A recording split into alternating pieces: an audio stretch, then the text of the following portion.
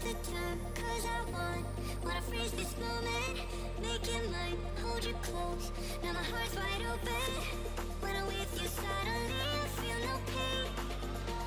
Do you make it go away? Do you make it?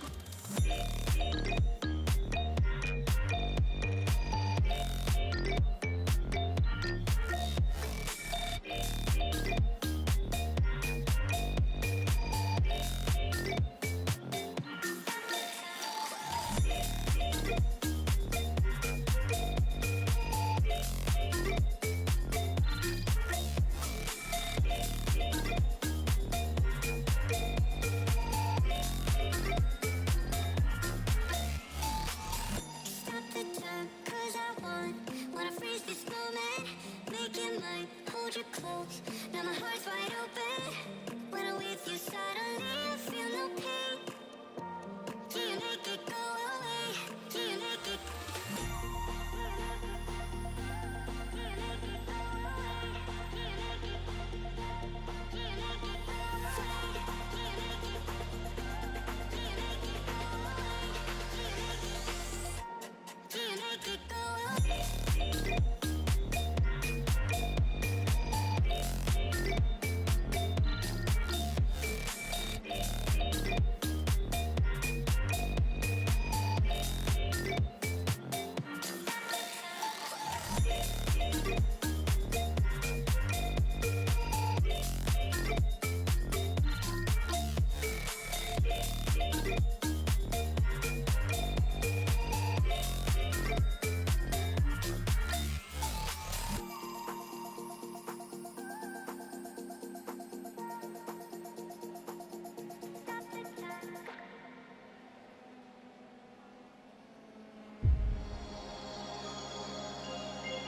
Opportunistic, still rubbing panels as they go together. It's folded the wing mirror in on Gerardo's car. Misano is such a difficult circuit for these guys to get right.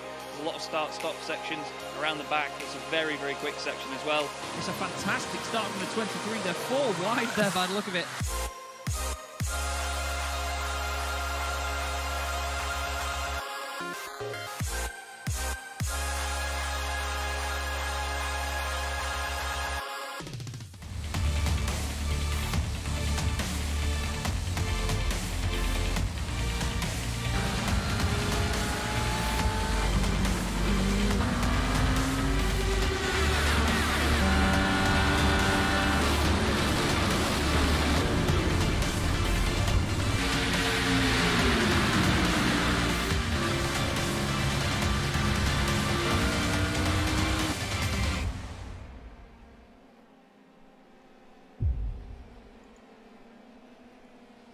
Well, good evening, everybody. Good evening indeed. Welcome to Chaz Draycott Media, and welcome to yet another round in the Sim Stickers, the NEVO Sim Stickers Formula 3 Championship. My name is Chaz Draycott, and I'm delighted to have alongside me once again the wonderful Edward May, and we are here at the incredible Autodromo Enzo Edino Ferrari. And to be honest, Ed, well, it's not long actually since you were racing around here in an open wheel car, is it, my friend? No, it isn't. What a circuit Imola is universally recognised, isn't it, for any racing driver, virtual or otherwise, as just such a technical circuit, difficult to get right. There's so many tricky curves and demanding elevation changes that you need to master to be really quick around here. And Chaz, I mean, you've had the honour, the joy of being here in real life. You can tell us a little bit more about what the circuit's like in the flesh. It's absolutely ruddy roasting. It is what is basically how I would sum it up. Well, last time I was there, I think when I landed in Bologna, about an hour and a half up the road, it was 38 degrees Celsius, and I think the lowest it got all weekend was about 29 in the shade, and it was absolutely roasting. But the circuit itself is phenomenal. You know, it's got a humongous paddock, as you can see just over the left-hand side of our shot there, where all the tents and everything are. That line of trucks is roughly where the Clio paddock was, and where that helicopter is actually where Parc Fermé is, to be honest with you. But behind all of the garages and everything, you know, there's a lot of hospitality and all the team trucks and everything lined up as well. But it feels a little bit compact there because the barrier that goes to the public road behind it is quite close. So it does feel like a small paddock, but due to the length of it, I mean, it's pretty much the entire whole one side of the circuit. It's massive. But the actual facilities, I mean, the buildings are great as well. The pit lane's gorgeous.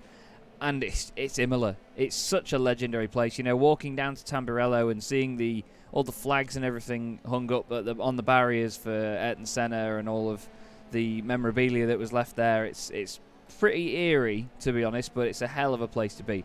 Anyway, even the virtual version of Monza is a great place to be. As you and I both know, Ed, we've seen some fantastic racing this season so far. And to be honest with you, these guys have all been really, really entertaining this season, haven't they? There's been so much fighting, so much frantic racing going on. It's been great to watch. Oh, the drivers are going to be relieved to not be using shake weights in their wheels now. There's a lovely smooth surface of Imola. There are a few bumps there if you get it wrong going into Tamburello. Of course, the anti-cuts are pretty vicious here at Imola. If you get it wrong, it can upset the suspension and also those low-slung, very fragile front wings, so that's something for the drivers to be careful of. I mean, I'm just looking at this, and the run down to Tamburello at the start of this race is going to be mega. It really is. It's going to be so close. Speaking of close, the championship is such, well, to be honest, Bart Daleman may be 20 points clear on 63 points with Kevin Zemstra in second, but he's only 3 points ahead of Carlos Hernandez Garcia. Mattis Martinson, I'll get the names out at some point, is only 2 points back from him. And then Carles Alvarez Benetti is on 35 points. An interesting name to keep our eye on is Jérôme Lamy. Now, it doesn't look like he's actually here this evening, unfortunately, Ed, but he was a massive star at Belle Isle, wasn't he? Really entertaining to watch and took his debut win in the championship. Yeah, absolutely. He was hoping to see him maybe challenge Bart Daleman for the title. That could still happen, of course, with drop rounds available towards the end of the season. Apparently, the last 2 rounds, they are not droppable, so basically you're locked in for those last 2, which at least helps us out as commentators that we don't need to do any maths, because you and I, as I think everyone is acutely aware here, is we are not the best at maths, but we are decent enough at talking about race cars, which is all we need to really do, as we see Craig Frolic absolutely slinging it through the Villeneuve chicane there. What a wonderful bit of circuit that is. Probably my favourite part, and as well, coming up to Piratello, where you chuck the car in, use the downforce, hope it sticks. Wonderful bit of circuit there, and especially in these high downforce F3 cars. Well, you can see that. We've still got the championship standings up. Hans Polmans leads the consistency class. He's on 69 points. Nice. Tim Rutten is in second place, 9 points back, with Martin Deckens third. Then it's Wayne Palmer and Philip Russell close together. You can just hear that Silas Craig Frolic has come to a stop. Adam Ossioala is on 24 points ahead of Paul Godden. Then it's Greg Parmenter, Khan Newen and Jakub Szymanski. In the teams championships, though, it is quite a lead for Alcantech NHR by Nyman Racing. They have 77 points to the 53 of WOSR, which is the World of Sim Racing team. They are 8 points clear of their, basically, stablemates, WOSR Club, in third ahead of Flemish Sim Sports by Viraco. Then it's Team Year 1, only 1 point back from them in fifth, and another point back, Sim Stickers Racing. Mamba Sim Sports 7th ahead of Sim Stickers Red, XZ Racing Orange 1 point behind them, and then Alcantech NHR by SimLab are the final team inside the top 10. But it's all close up and down the order, Ed, and to be honest, we've seen that all season. I mean, even in practice just now, there's less than a second between the top 16 drivers. That's phenomenal, isn't it? Yeah, there's nothing really separating a lot of drivers in this championship, and as we look at the timesheets in practice, nothing separating the drivers on the timesheets either. You can see the difference between Van der Kokel and Greg Frolic, just 1/10 of a second, then an extra 10th down to Daleman. Zemstra's close in behind, only 2/100ths of a second shy of third place. And then you've got Garcia, 5,000 shy of Zemstra. It's very close up in those top 5 places. Yeah, it's incredible. Absolutely incredible. Once again, we love to see it, and we will continue to see it all season. We don't have to worry too much about championship implications at this point, because as you and I both know, Ed, this will shake up a lot as the championship goes on. The format has been tweaked slightly after the first round at Sebring, just to accommodate that even more, with the fact that the drivers in this first race will just be in championship order. Deckens goes 8th. He was rapid at Belle Isle as well, but just coming back to the format, we will have basically championship order. Oh, hello. Championship order for the first race, I believe it is, and then the second race, they have a qualifying session for that. So we will have the drivers going absolutely hammer and tongs towards the latter part of the evening. It's, I think like you said, championship. I think it's reverse top 10 in the championship. So 10th Yeah. place starts first. First place starts in 10th. Just to sort of keep it all roughly together, we can see now the grid lining up. And Chaz, you can run us through the order. Thank you very much, mate. Iker Estefania will start on the front row of the grid with his stablemate Ivan Maynard alongside him. Niels van der Kokel and Brian Loynes make up row 2, with Carles Alvarez and Mattis Martensen on row 3. Then it's Carlos Garcia and Kevin Zemstra, with Bart Daleman and Ben Hoffman rounding out the 10. Interesting that Bart is ahead. Well, it must be top 9 then. But Ben Hoffman, then Silas Krag-Vrolik rounding out the precision class, which is effectively your pros. Then it's Jakub Szymanski leading the consistency class ahead of Khan Newen, Paul Godden, Adam Osiowala and Philip Russell. They make up the third row. Wayne Palmer and Martin Deckens make up row 9 on the grid, fourth in consistency. Then it's Tim Rutten and Hans Polmans, with Stephen Grabowski and Taylor Lane back to the championship once again. The lights are already on, and round 5 of the championship is underway. Flipping heck. Right then, Iker Estefania leads them down to turn 1. Brian Loynes has already made up a move down the inside of Van der Kokel, or I think he was around the outside. Bart Daleman here just trying to squeeze his way through. We'll do what we did last time. Carlos Garcia's off. And Bart Daleman's off, and Kevin Zemstra as well. Oh, there's multiple cars off and in the barrier on the right-hand side. Many cars off. Both the Mamba cars involved in that. Bart Daleman and Jakub Szymanski. Carlos Garcia has just got going again. Big mover in all of that was Taylor Lane. He's gone from 22nd to 12th in a number of corners. But that was a very big mess, Ed. And the still cars going off. Paul Godden's off the circuit again. Bart Daleman. Oh, wow. What's left of Bart's car? That is not a good start to his evening. I know there's probably some battling going on, but I think, to be honest, mate, we need to have a quick look at this from the very back of the grid and see if there's anything we can pick up. Yeah, let's try and dissect what happens. So Taylor Lane gets a fiercely forward start, doesn't he? But we're going to see all of the carnage unfold into turn 1 and turn 2. Taylor Lane, there's plenty of space on the brakes up in front of him. Looks for a move round the outside, but thinks better of it. Then just gets behind, sees carnage up in front. Cars going to the right, cars going to the left, then a huge checkup. Does very well to get through that. Nice and cleanly, Taylor Lane. See far too many times drivers see yellow flags and think, there's a chance for me to gain positions. I've got to floor it. And I think a cool head saw Taylor Lane gain a whole host of positions there. Up 11 since the start of the race, we see Carlos Garcia. Well, Carlos from well up the front of the grid. Just one little mistake. Yeah, Carlos was sort of the one that started it all, really, by losing it. But Kevin Zemstra then tried to avoid it. And then him and Bart Daleman came together over to the left, hit the wall. And then, there was another car trying to avoid contact. I think it might have been, who's that in the 1-2-1 there? I think Khan Newen tried to avoid it all. Let's have a look at Khan. So he's here in the very jaggedy XZ Racing orange car. Oh, him and Jakub came together anyway. They came together before all of that, and then one of the Sim Stickers cars, that's Paul Godden, piles into them. Real shame, but we're already on lap 2. I was going to say, everyone was relatively clean there. A lot of those were racing against. I'm not sure about that second one between Newen and Szymanski. I know they're good friends, so I'm sure they'll be able to sort it out. Won't need the stewards getting involved, but it looked like there was a little bit of something going on there. But for now, drivers continue on their merry way. Like you said, the second lap of 10 underway, and Hoffman's trying to find a way through. You can see him close in behind the Simracersworld Racing Brian Loynes 92 entrant.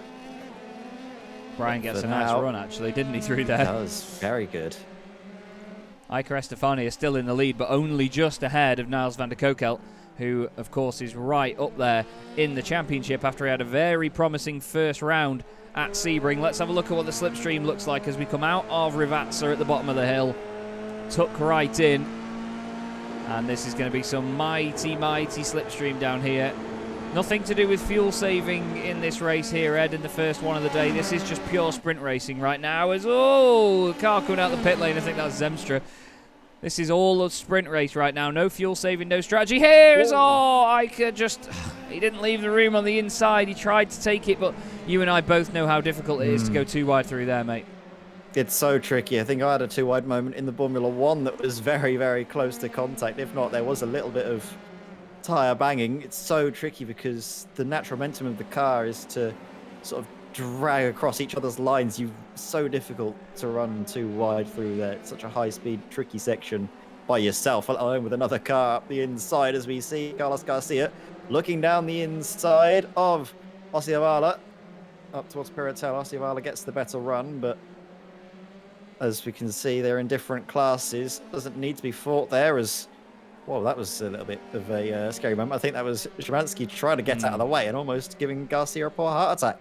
Yeah, indeed. He's still trying this, though, as well. But obviously wants to gain these places. There's moves going on further up, by the way. Silas Krag-Vrolik is just ahead of Brian Loynes and Mattis Martensen, who are fighting side by side. I think Martensen may get a slowdown for that one. I think he's gotten away with that. He's still on the power, isn't he? He's definitely not giving it up. But right behind this, Ben Hoffman's got a great front row seat, but Martensen gets in front. Don't forget, this is the team that's leading the Teams Championship as well, Alcantech and HR by Nyman Racing. And they've got their cars 4th and 5th at the moment. Niels van der Kokelt may be in an Alcantech car, but he's not on the same team. He's the SimLab coherent, as Adam Ossiovala has just been off, but comes back on. Back to this, though. And we're already on lap 4, Ed. I can't believe that. Yeah, good news as well in the Teams Championship for the Sim Racing Club. Their two drivers, Ivan Maynard and Carlos Alvarez, 2nd and 3rd, as we see Brian Loynes. Oh, my word. Well, okay. Now that is a big one. Mattis has gone deep. Again, it's so hard to leave the space. You know, we can't really criticise them too much for not leaving room on the inside, but I mean, just to show you all the angle from here, look at the space these cars take up here. So if one's on the curb, you really want to try and keep it in tight, but it's just, yeah, not enough room given, unfortunately, and we've seen it twice now.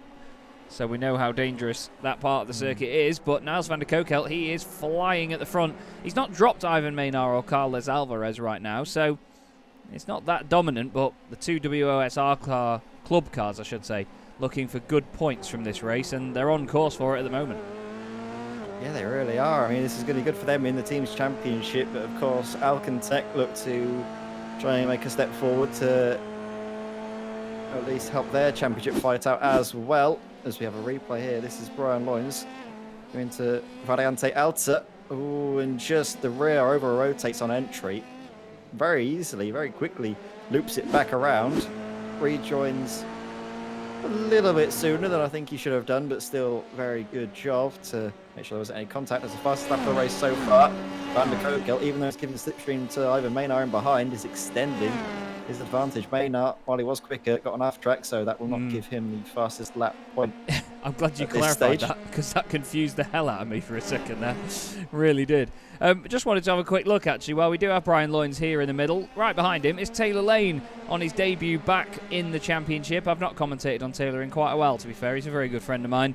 He is very, very quick. Just one of the unluckiest sim racers I've ever met, unfortunately. But he's doing very well here. Started 22nd. He's up into 9th. Martin Deckens, by the way, started 18th. He's up into 7th. And he currently leads this class for Flemish Sim Sports. They are 1st and 3rd in class.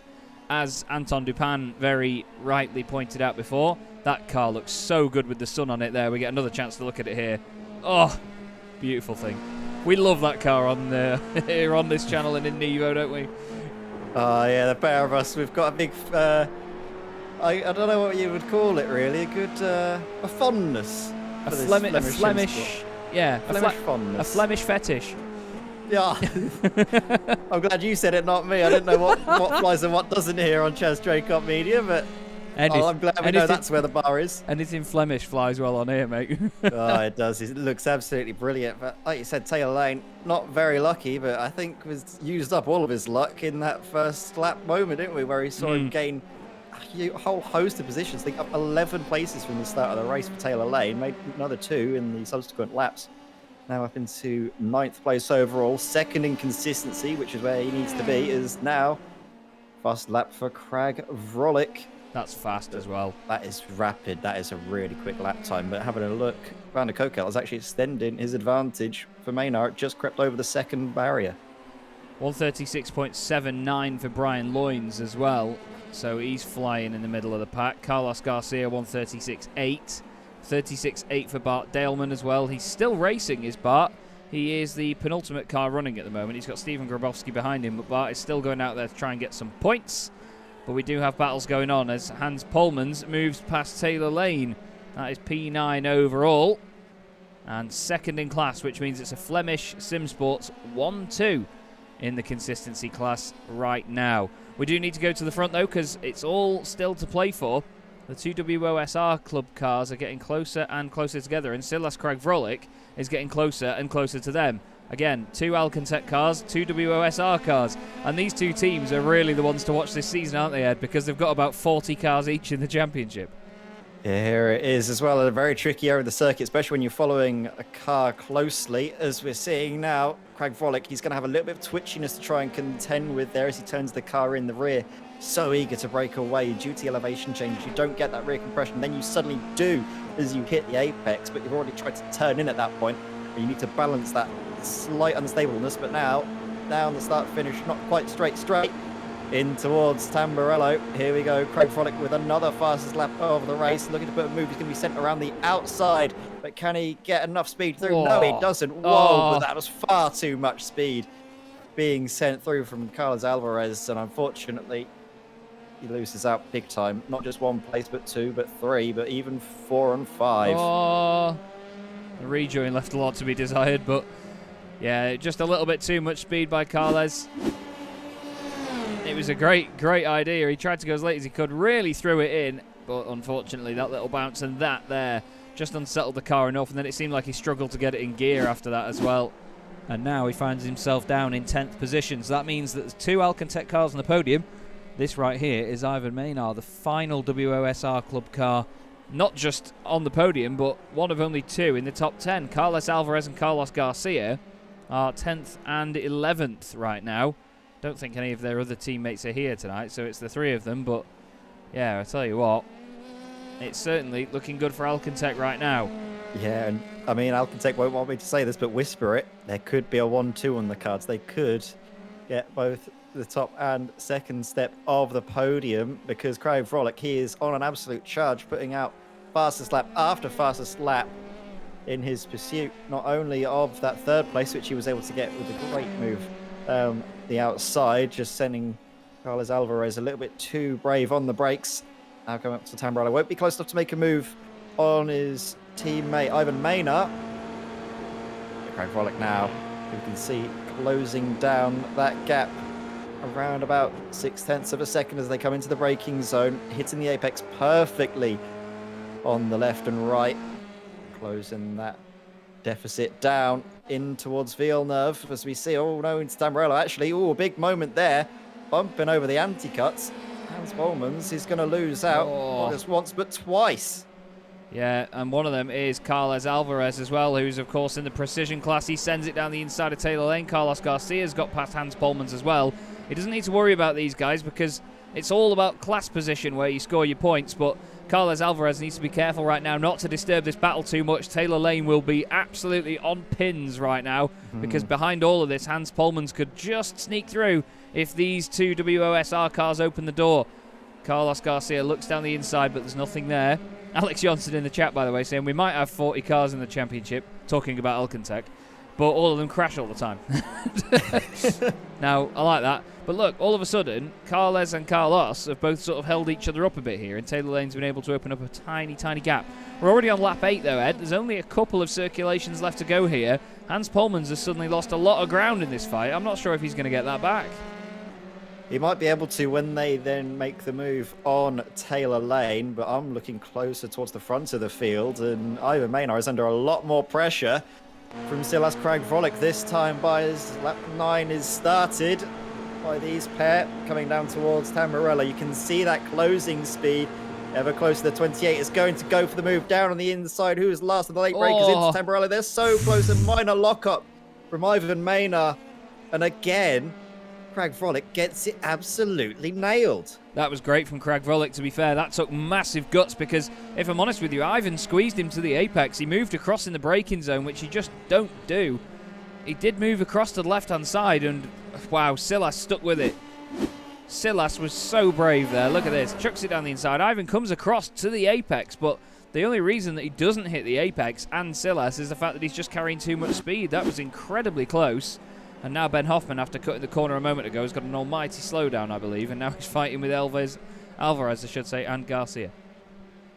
My word, yeah, this is definitely frustrating, I think, for Hans Polmans, because he was looking very good for at least the second place, was trying to close up to his teammate Martin Deckens, but for now he might have to settle for third, because there are so many Pro Class drivers that are in their own fight, let's not forget. Oh. Whoa, Ben Whoa! Hoffman, whoa! Who's that? That's one of the... Mattis Martinsen. Oh. He was already a lap down, and... he's just clipped the curb, and then... well, everyone did a great job. Yeah, definitely. Keeps the car predictable. This man, well, very predictable. Niels van der Kokelt has been flying. He's been brilliant in this race. He's gained 2 places from where he started. I must say, Silas Kragvrolic has gained 9 spots from where he started. He started 11th on the grid.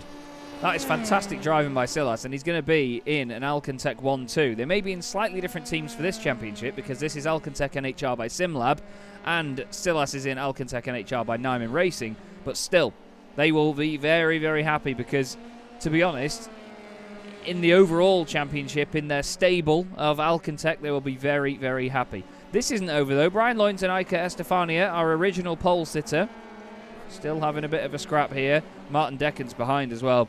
He's been so impressive in this consistency class, hasn't he, Ed? I mean, I've been having a look at a lot of the drivers here, and I mean, I don't know why we're surprised at Kragvrolic's pace around here, because he did get second place in the race here in Formula One just, a couple of weeks ago. So that's true. Not too surprised to see Kragvrolic on the pace around Imola, but yeah, Martin Deckens, he's just been on it, really. He's gained a whole host of positions, kept his nose clean when those are a little bit higher up the order, perhaps in the consistency class on the grid. Made a few mistakes, dropped back.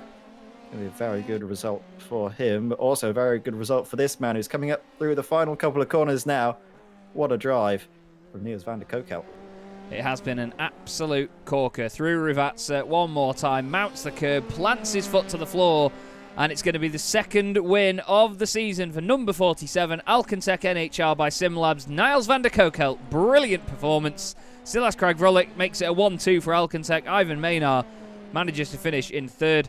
Fourth is going to be Brian Loynes ahead of Iker Estefania, but just behind them, Martin Deckens takes a very impressive win. 12 places gained in consistency, and Taylor Lane, 15 places gained from the start, finishes second in class, with Hans Polmans rounding out the class podium. What a fantastic race that was, Ed. Plenty of entertainment once again.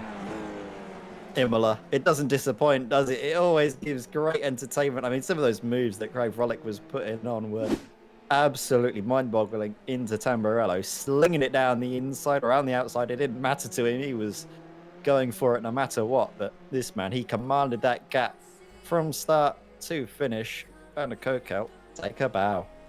Yeah, indeed. Niels van der Kokelt, an absolute demon in that one, and a very, very deserving race winner.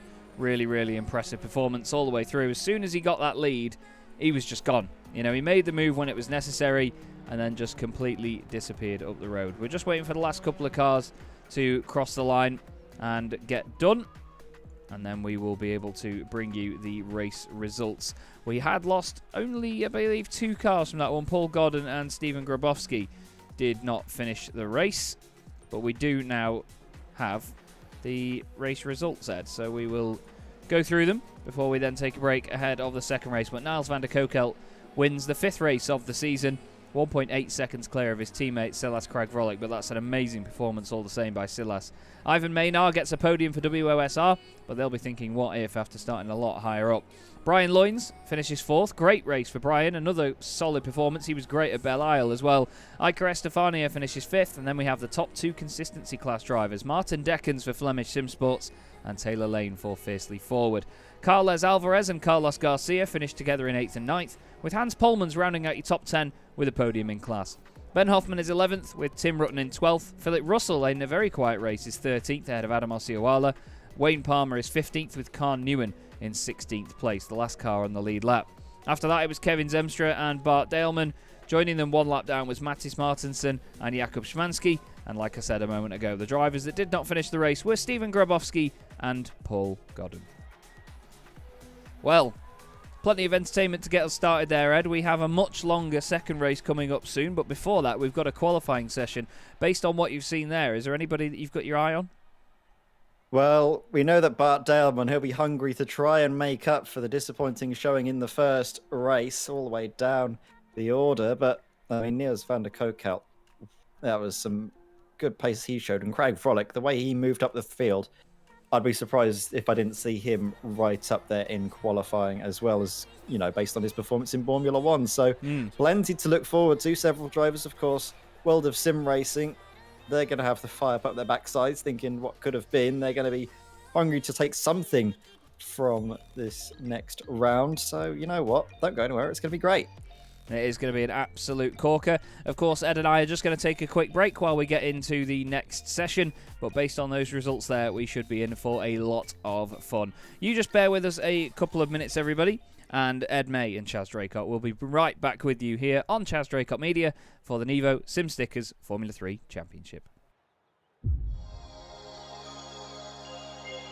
Opportunistic, still rubbing panels as they go together. It's folded the wing mirror in on Gerardo's car. Misano is such a difficult circuit for these guys to get right. There's a lot of start-stop sections around the back. It's a very, very quick section as well. It's a fantastic start from the 23. They're 4 wide there by the look of it.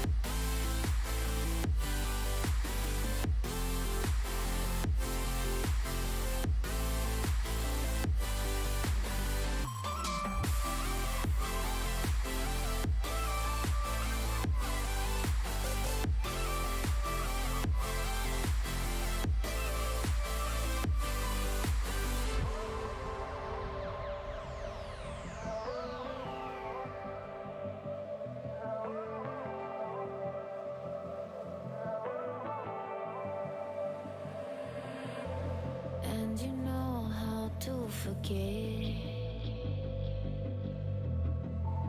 all the wrongs and every reason why we've changed. And there's a storm inside my head. It's getting me in trouble, baby, and I can't break away. I thought that I could keep it low. Take it easy, take it slow. We ended up just like before, so take it easy, take it easy. I thought that I could keep it low.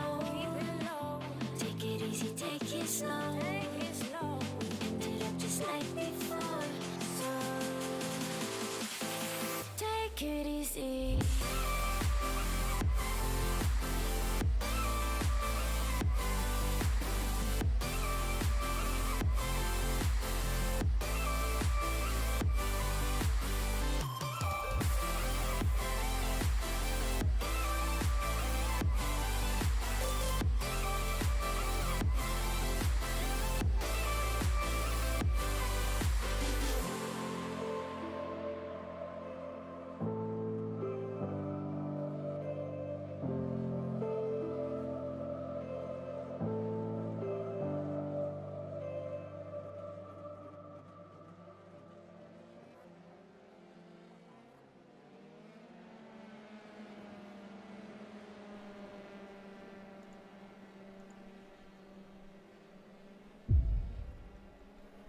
Hello again, everybody. Chaz, Draycott, and Ed May here for the NEVO Sim Stickers Formula 3 series. We're here at Imola on Chaz, Draycott Media, and already find ourselves just ahead of the second race, or at least ahead of qualifying for the second race. Ed, we've just about finished that first one, and all of a sudden we're back. Tonight is flying by, but they do say time flies when you're having fun.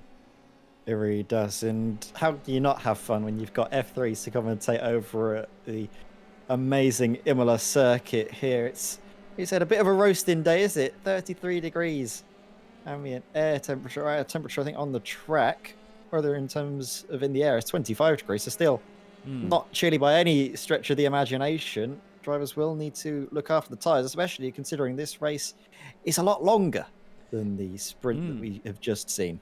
Yeah, it is. It's going to be 26 laps, I believe, so it's going to be quite the long race as well, with pit stops included. So we may see 2 stops from all of these drivers over that distance. They do limit the fuel as well in this series, I believe, so it is going to definitely take its toll on some of them.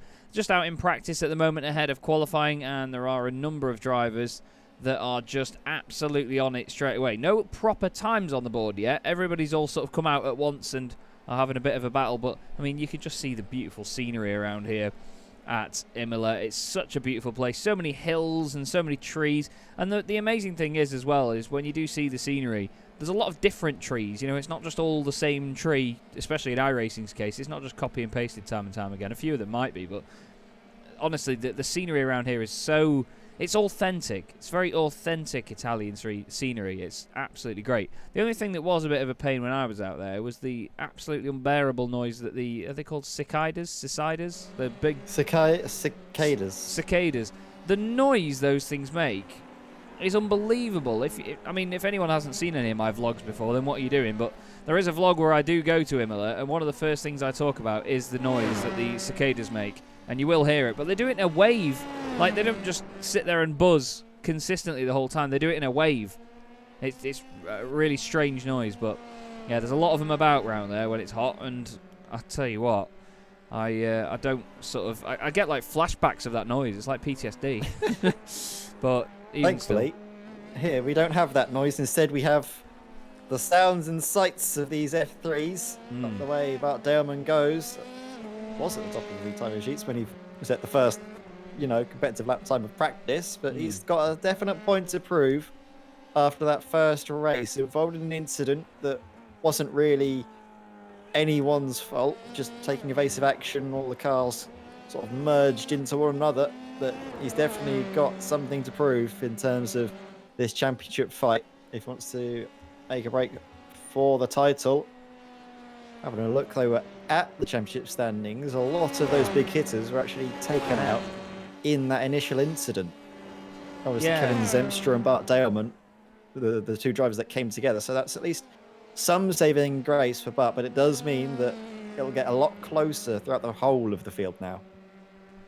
Yeah, that's it. I mean, Bart had a bit of a gap in the championship lead, but it wasn't very much compared to what they can score over an evening. So I think really it's all about how he does in the second race, because you do get more points in this second one. So he's got a bit more time to focus. Ivan Maynar is another driver that will be a little bit disappointed with the first race. He may have had a podium, but he was fighting for second place overall right near the end of it, wasn't he?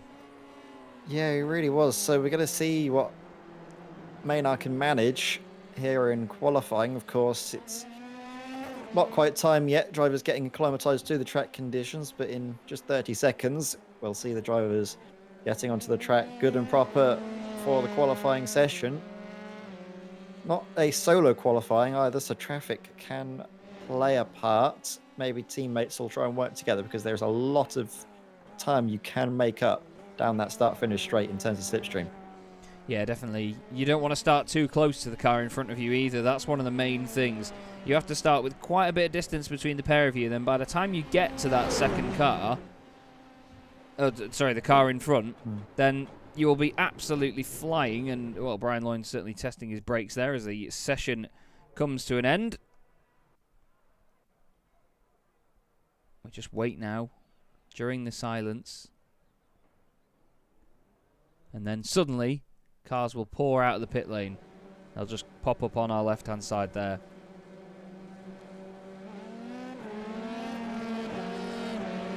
Look at them all. As if on cue, they come out onto the circuit here. About to get qualifying underway. I know you asked me who to look out for, Chaz, but who's your money on to put on a good performance this qualifying session? Not so funny now when it's on the other foot. No, Niels van der Kokel was amazing in that first race, I have to say. And I think he's going to do well in qualifying here, because he kept such good pace up. Silas has got the pace, like you said, as well. You know, he's certainly one to watch. My eyes are on Kevin Zemstra as well. You know, he's always quick. I think he was just very, very unlucky in that first race to get caught up in the incident. He did try and move out of the way of what was going on, but unfortunately in those situations you don't always know if there's cars left, cars right, and he had the contact with Bart Daleman. Yeah, definitely.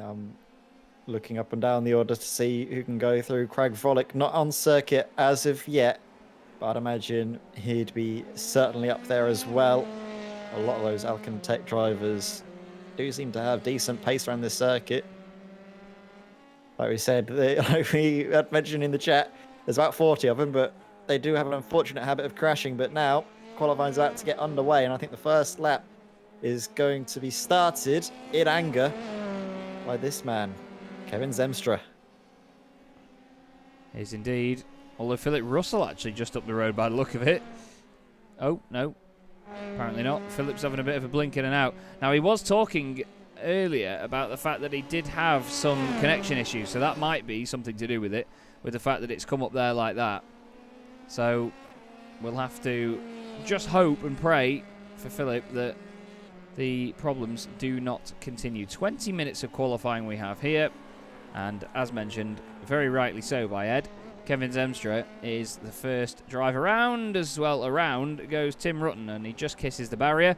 You can see the green sectors at the bottom of your screen, which means that the driver has done their personal best. It is filling up with black for the next sector, and then it will turn one of many colours. It does go green for Kevin Zemstra, so another personal best for him in Sector 2. It's not quite the one-shot qualifying format we have in the CDM Formula 1 World Championship, Ed, but it's still very frantic because we get everyone out on track at the same time. There's pros and cons to both.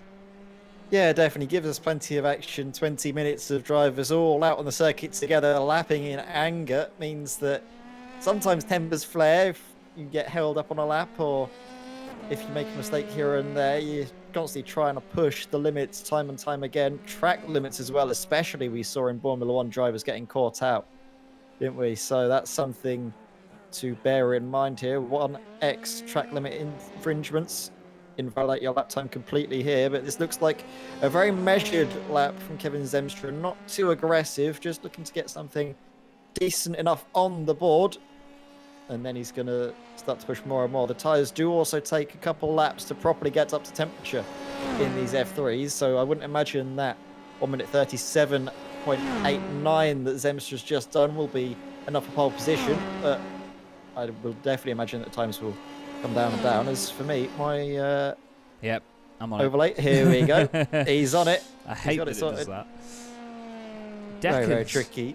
The Deckens, yeah, wow. 61 thousandths ahead of Kevin Zemstra. Fantastic stuff from him. We've got Ben Hoffman, Carles Alvarez. The cars are coming across the line faster than we can even see them. Wayne Palmer, then Bart Daleman, then Philip Russell after that. Got a car off the road, which is Adam Osiawala, but there's a number of drivers that have completed a lap but not put in a valid one. That means they must have had some sort of off-track somewhere. Bart Daleman clearly not pushing on that first lap.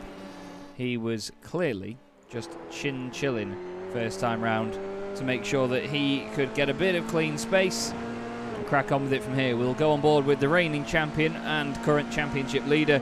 He runs that number 1 for a reason. Lovely through the Villeneuve chicane. You were saying before, Ed, it's your favourite part of the circuit, is that right?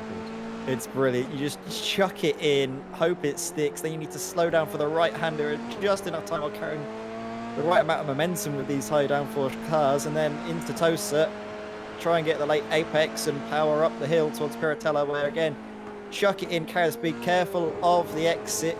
Seems a little bit wayward from Bart Daleman, tyres not quite up to temperature, and then into Aqua Minerale. Go as wide as you can to open up the right-hander up the hill. You can use that exit curb a little more than you might expect, but again, it's tricky because these cars can be unbalanced then in towards chicane at the top of the hill, as we see times coming up and up and up, but that was a very good run through the chicane by Bart Daleman. Careful to keep the car nice and stable underneath him.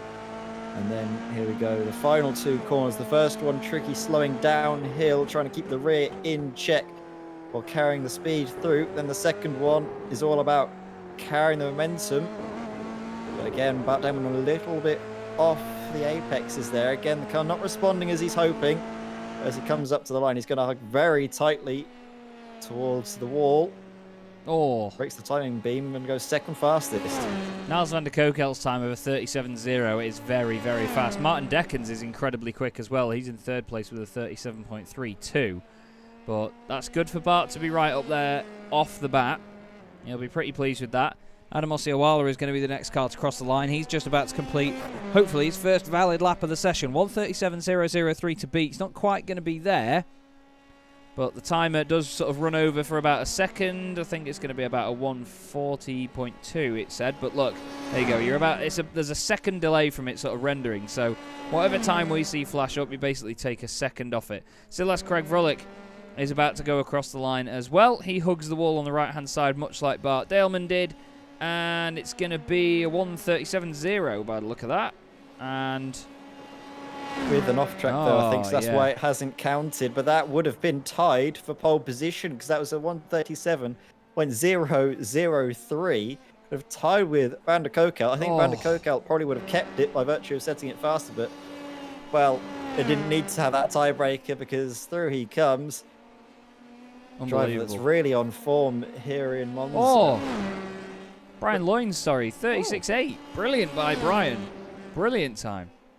Definitely. Admittedly, I thought that the performance he showed, last time out at Belle Oil might have been a flash in the pan, but no, it's certainly seeming that Brian Loynes, he's a bit of a wildfire behind the wheel here. He certainly is. Bart Daleman's gone and done a 1:36.9. It's a few thousandths out of being exactly a second, but now we know how that works. We can call it a little bit sooner as they cross the line. So let's have a look. Adam Osiawala, I think he's had a blip somewhere of his internet because it says that he's doing like a 9-second lap. Either that or he's cut the chicane or gone on a service road. But behind that, Silas Craig Vrolik is just coming out of the chicane. But these are literally the next guys to cross the line. Look, there is quite a spread. This could be a good lap from Silas. Here we come. Into the first of the 2 Ravazzas. And the second one. Look at that, the rear end a little bit squirrely. Maybe slows him down on the exit. Personally best apart from that fourth sector, but as he comes up to the line now, will it have been enough for Silas Craig Frolic? A 36.716 or 36.9 even. Not enough to take pole position. Those last two sectors, I think, really let him down. Yeah. And now, looking at that through the first chicane, that looked very nice. Pullman next across the line, 137.8 for him. But again, did not count, unfortunately. Brian Loynes goes 3/10 off pole position with his most recent lap. Tim Rutten crosses the line as well, does a 38.0. That doesn't seem to have counted either. So there's a number of drivers here setting times that they may have just got a 1x here and there. They are pushing very hard. Philip Russell hasn't done a valid lap time yet. He's going to be one of the next across the line. Bart Daleman goes across, does 136.928. Stays third. Philip Russell does a 137.9. He's 15th at the moment, but he does finally set a valid time. Carles Alvarez has done 5.5 laps. He's done 5 laps before this one he's on now, and he's not set a valid time yet. So he's having a rough time with the off-tracks here, but I was speaking to Bart earlier today, and he was saying that the off-tracks here and the track limits are going to be a big challenge. He clips the grass on the way in. He's really pushing, though, isn't he, Carles? And, well, we've come to expect that from him now. We've seen it at both the previous rounds. It really does. Good run through Aqua Minerale. I think that might be... Oh, I was going to say that was Jacob Smatch getting out of the way, but there's someone getting into the wall, and that's Tim Rutten, just out of Aqua Minerale. Easy to do as Craig Frolic improves his time, but not his position. Stays P3. Yeah, Keeps it going, even though there's a lot of damage on the front end of that F3. Now following Brian Loynes. Personal best in Sector 2. But nothing remarkable anywhere else. We'll still see what it does for his lap time as he comes up to the line. It's going to be a 137.9, but not enough. Carles Alvarez starts another lap with an off-track, so he's still not set a time, and we're 10 minutes in. So he's going to want to improve that. Estefania moves up into 10th position. That's Carlos's sort of stablemate. His teammate is Ivan Maynard, the other WOSR club car. Wayne Palmer improves, does a 138.1.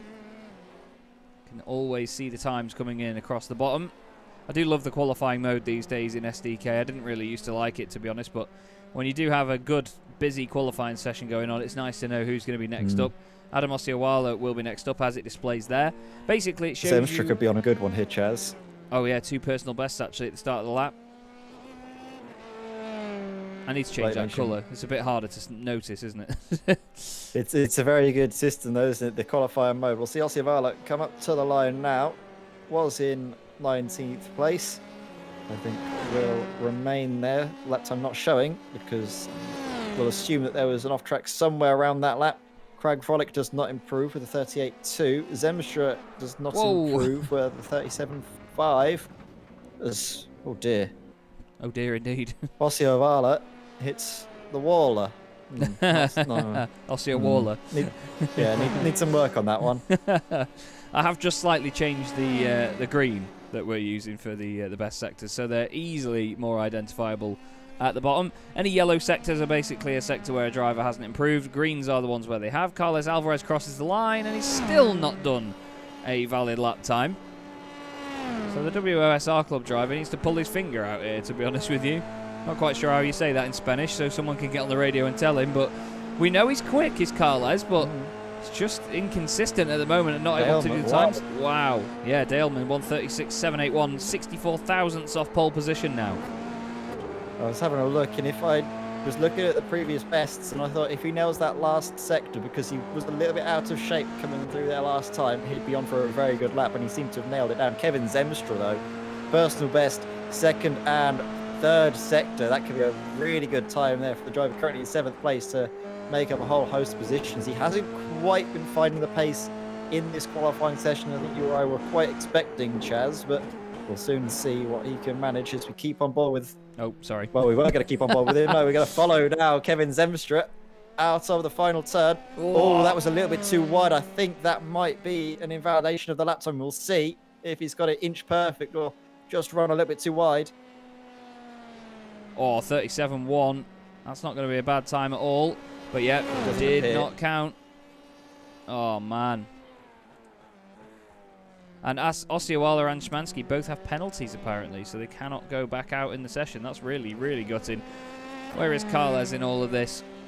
He's not done any personal bests here, but as long as he gets the car across the line and has a valid lap, he's going to be improving somewhat.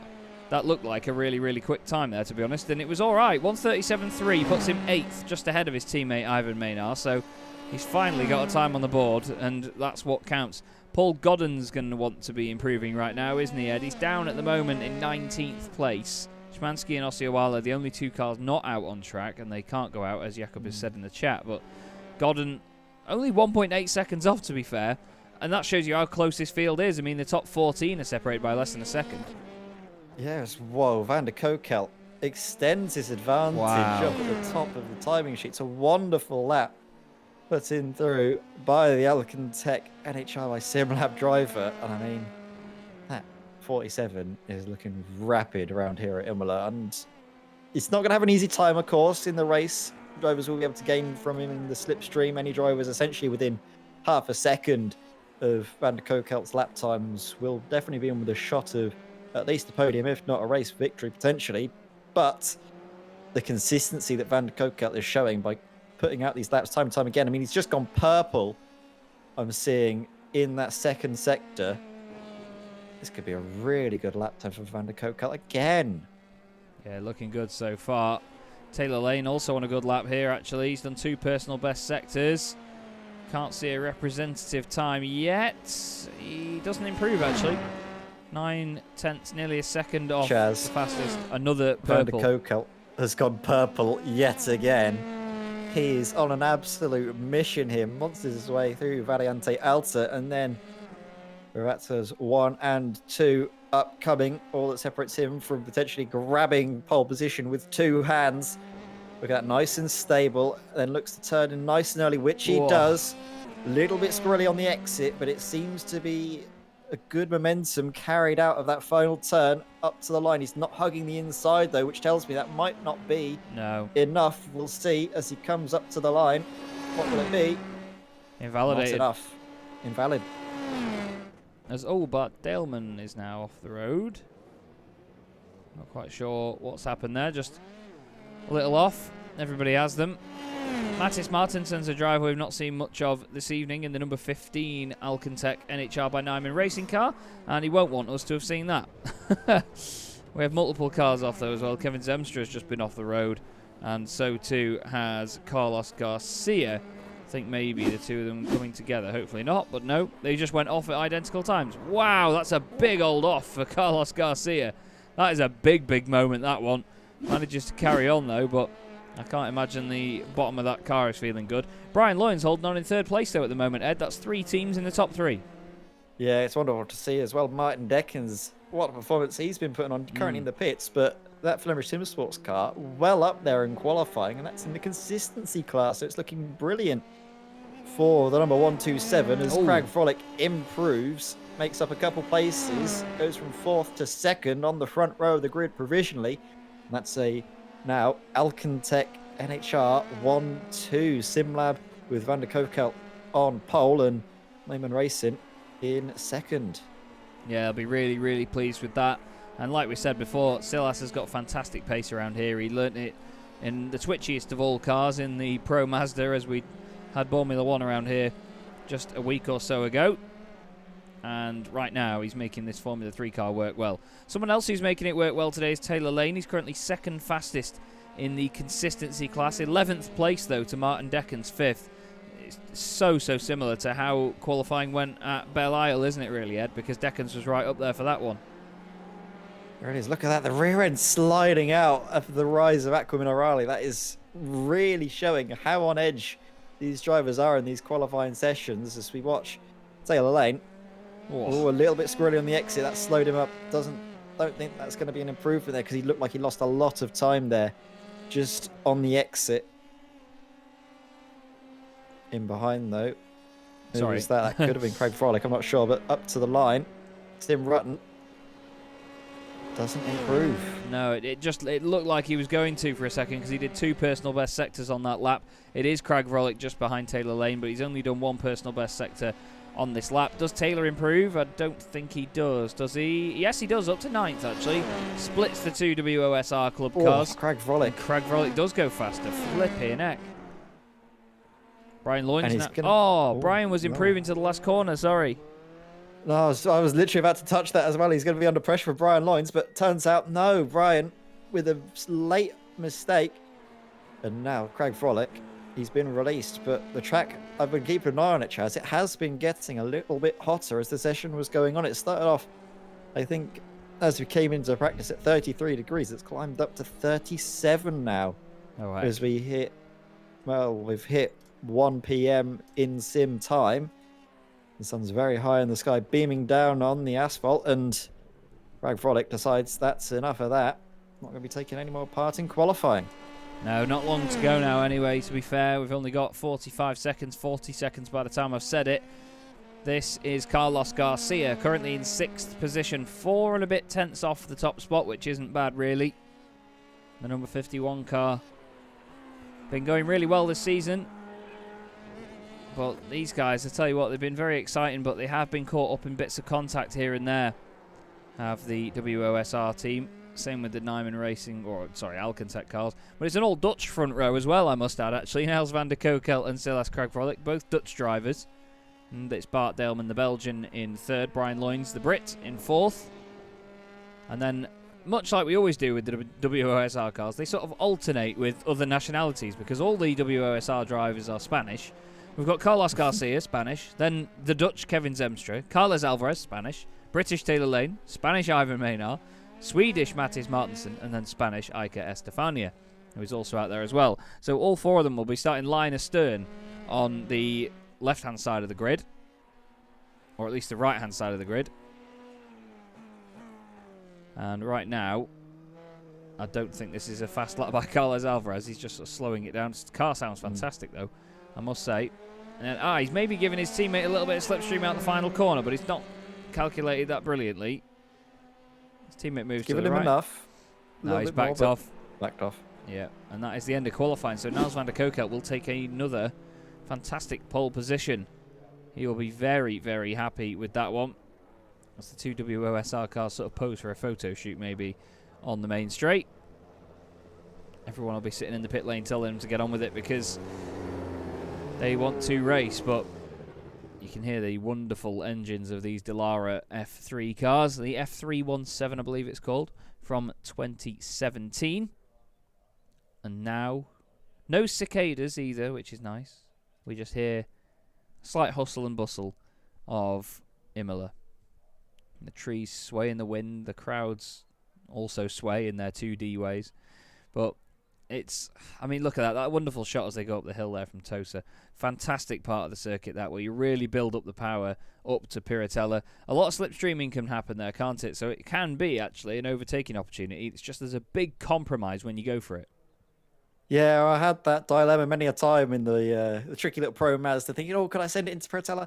Probably not the best. I'd have a little fake to the inside just to throw someone off, maybe take advantage if they have a mistake, but it wasn't really an area where I was looking to send up moves down the inside. That is mainly done if a driver gets a poor exit out of Acqua Minerale towards, obviously, the chicane at the top of the hill, or down into Variante Tamburello. So we wait and wait a little more before the drivers get up onto the grid for the start of the feature race here in Imola.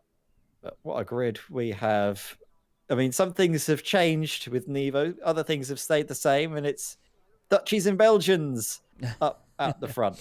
It is indeed, mate. Yeah, we usually do have a big influx of Dutch and Belgian drivers. It's great to see. So our grid then, Nels van der Kokelt and Silas Craig Vrolick on the front row. Then it's Bart Daleman and Brian Loynes. Martin Decken's fantastic stuff in 5th ahead of Carlos Garcia. Then we have Kevin Zemstra and Carles Alvarez on row 4. Taylor Lane is 9th, second in the consistency class ahead of Ivan Maynard. And then we have Mattis Martinsen and Iker Estefania on row 6. Ben Hoffman and Hans Polmans make up row 7, with Tim Rutten and Philip Russell right behind. Wayne Palmer and Jakub Szymanski are on row 9, ahead of Paul Godden and Adam Osceola, who rounds out our top 20. Behind them is Khan Newen. He lines up 21st at the back of the field. So as you can see, still missing a couple of cars from the front. They're just popping onto the grid just now. This is what it looks like from the grandstands. The actual commentary boxes live at the circuit are just on the left under that sort of blue grandstand there. They're just at the top of it. You can't see too much from there. You can only really see the cars going down the straight and see the pit lane, but still, it's a great place to be because the cars really do fly through there, especially if you're in the leftmost commentary box, which is completely parallel, completely level, I should say, with the start-finish line. Who's your money on in this one then, Ed, very quickly before we get going? I reckon Bart Delman, even though he's not up on the front row, could try something. We've seen the strategy work out for him in previous rounds. I reckon if he gets through the carnage in the first opening few laps, he could be good money for the race win. I completely agree with you. I am in complete agreement there, as Niels van der Kokel has a blink in and out for just a moment. Either that or he's forgotten to put his socks on and he's just gone to go get them now. The race is getting underway, though, and Niels van der Kokel is starting from the pit lane. Not a clue what's happened there. Maybe it's a penalty he forgot about, but either way, the second race of the evening, 26 laps are underway, and look at that, Bart Delman straight off down the inside and into the lead before they go down to Tamburello. Silas Craig-Vrolic says, no, not in your life, sunshine. Wants to have a fight with him, but he has just held the outside line before the inside. There's a little bit of contact. They both wiggle and wobble. Silas Craig-Vrolic's off the road. Back on he goes, but has that damaged Bart's car? Everyone else seemingly getting through nice and tidy. Niels van der Kokel, though, right down at the back. I cannot believe that he started from the pit lane, Ed. Like I say, is that a penalty that we forgot about? I don't know, that might have been. I was just having a look, though. That incident, it looked like Bart Delman, his car reacts to almost a bit of phantom contact that causes the rear to move about, and then the contact does happen between himself and Craig-Vrolic. Craig-Vrolic all the way down now into 6th position in class, 7th overall on the grid. That is absolutely heartbreaking, but by the looks of things, his front wing has came out of that somehow miraculously unscathed. Yeah, it was just the tiniest of touches, wasn't it? Absolutely tiniest of touches. We'll have a quick look back at the initial contact. So Bart gets an incredible launch off the line. Lovely shot of the field there from the bridge. So like you say, Ed, there was like a phantom bit of contact, a little bit of the net code. So Bart doesn't run in too deep, to be fair. But look, Silas is on the curb, but there, it's already gone. And then look, there is a tiny tap. Silas's car sort of wobbles one way, he saves it. Bart straightens up. And unfortunately for Silas, he's just on the grass and can't do anything about it. Good reactions, though, it has to be said. It could have been a much worse incident. But Zemstra now, he's the man on the mission. Tucks up right behind number 18, which is Carles Alvarez. Side by side under the bridge, and lap 2 is underway. Here we go. Kevin Zemstra round the outside, keeps it up into P5. Look at Martin Deckens, though. What a opening first lap at least for the consistency class driver. He's going to be absolutely over the moon with this 3rd place that he's currently holding on to, and I mean, is he going to try and maybe make a move for the lead? Because Brian Lloyd said, but they're not getting away with this, are they?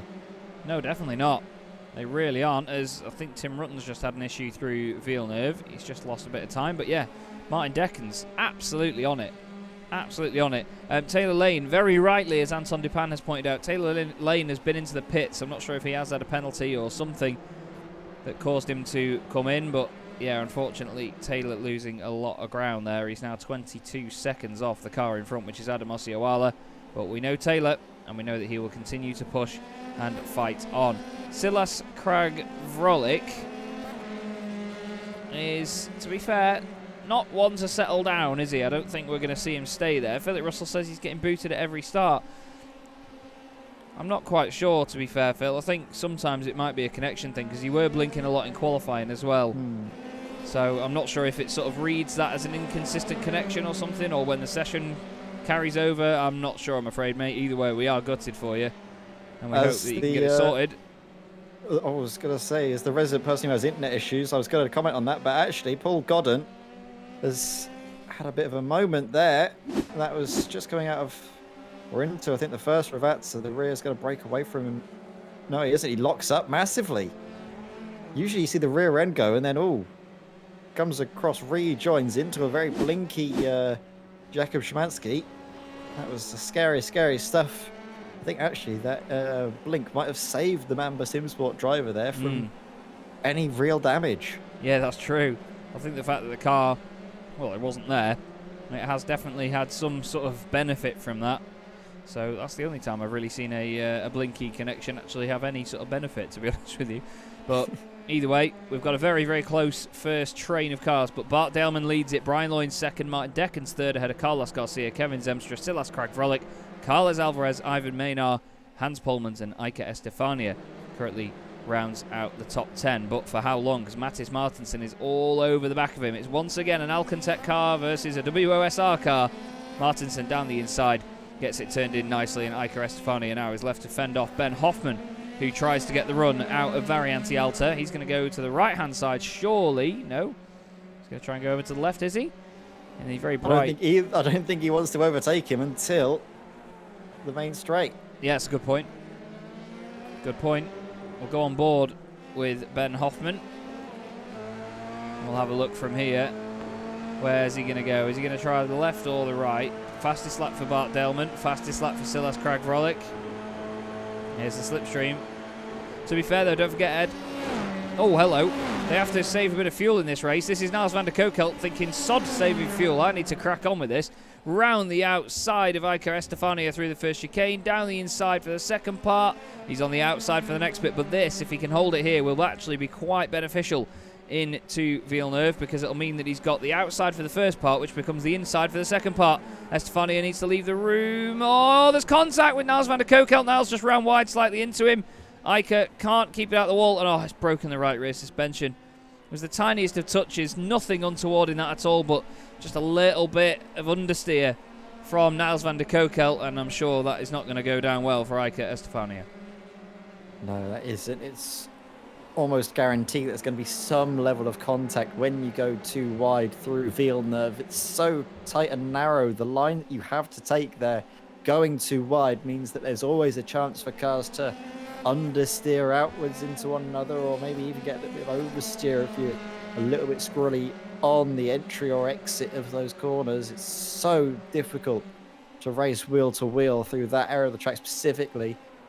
It's always better, I think, to try and throw a driver offline. If you're in behind trying to make a move, throw him offline and then focus on getting a good exit and slinging one down the inside into Toaster. That's really the only chance you get through that section. Elsewhere, it's just so difficult to overtake here in Imola. But we have seen some brilliant moves being made, and which we'll see, well, we probably will see many more before the end of the race as we watch Hans Polmans. I mean, all of these drivers, they're all relatively in touch with the leader. I mean, they're all getting slipstream off of Bart Daleman as it stands. I mean, Brian Loynes and Bart Daleman have got the biggest gap to third place Martin Deckens, but other than that, everyone's relatively close.